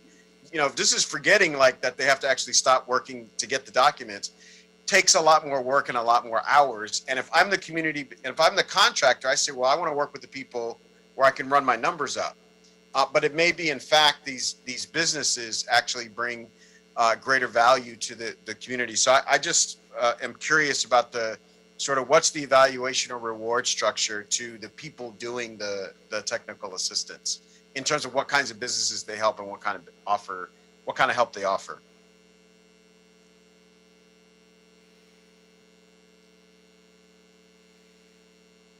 So thank you for that question. At this time, we do not have an incentive program for our subrecipients. It is we would have to look at the regulations and see if that's permitted under the regulations for the funding source. Normally, we're not able to provide incentives, but we'll definitely check on that and see if there's a way that we can structure something as allowed, of course, by the regulations. But thank you for that suggestion and that question. Thank you so much. Thank you all for your great work in this program, and thank you, Mr. Chair. Thank you, Mr. Dawson. Any other members? Yes, ma'am, go ahead. I'm sorry, this is Ben Sahel with the CAO, and I want to stress up, as noted, the need for the regulations to kind of be at the forefront of the development of this program. As we all know, these are federal dollars that have just recently been approved with the regulations and actually, still being modified as we speak. The regulations that were issued were interim, so modifications are still occurring, and it's critical that because this is the first substantial program that we're looking to fund with the ARPA funds. The first tranche that we received in the current fiscal year is really going towards budget balancing, towards government services that has already been provided as revenue loss category. So these are the first dollars that are being earmarked for the negative impacts to COVID. And it's such that I'm glad that the report is really, you can tell that the department really did a good job of reviewing those regulations because the programs as developed in the report, really tie back to those regulations. So that's key. As you may know, our office, the CEO, will be the ones that are responsible for reporting back to the feds on the use of the funds. The first report will be due back on August 31st. So we want to be, very, we look forward to working with the Department of Economic Workforce Development, making sure that we're capturing all the data that's going to be necessary for those report backs. And it's, again, I'm glad that they're looking at a lot of data capturing that's going to happen for this report. And I just also want to mention that even some of those prior actions that have already been taken relative to the Angelino Corps and the student-to-student, while those are potentially funded through the general fund, they may actually also fall within the eligibility of the ARPA funds. So as we're looking to make sure we spend every ARPA dollar available, we may actually want to consider the spending on those other programs to be tied to ARPA, because that may allow us to then use have the general fund dollars available for other programs as well. So we'll be talking to the department, making sure that the data being captured and that the uses are where they're consistent with the regulations are being captured, so that we potentially use the ARPA funds on those other programs as well. And just the last technical correction, perhaps, for the benefit of the controller. I know recommendation number 1 on the report talks about the allocation of ARPA funds, but in fact, the ARPA funds have already been captured as general funds. So really, it's that recommendation should mention that it's a general fund, and maybe it could be amended to say general fund that is backed by ARPA funds, because the dollars are programmed as general fund dollars now in the adopted budget for next year. Thank you. Thank you, Ben, for the report. Let me just thank each member of this committee personally. You all have been advocates in your own ways for small businesses, micro businesses. I just really appreciate the support that you provided on this committee and the support today. You know, we approved some groundbreaking programs today. And our challenge is to get the money out on the streets. So appreciate you members for your leadership, your questions. Appreciate the support from the CAO's office, from the EWDD, Carolyn Hull, Executive Director of EWDD. I think we will be getting a report back in another 3 or 4 months, seeing how we're doing, how much money is getting out, where if there have been any roadblocks or other challenges. So I'm excited that we're taking steps to get these funds on the street where they can be used. And folks are certainly ready and able to receive them. So are there any other questions? Mr. Dawson, I see your hand is up. Is it just up or something you'd like to add?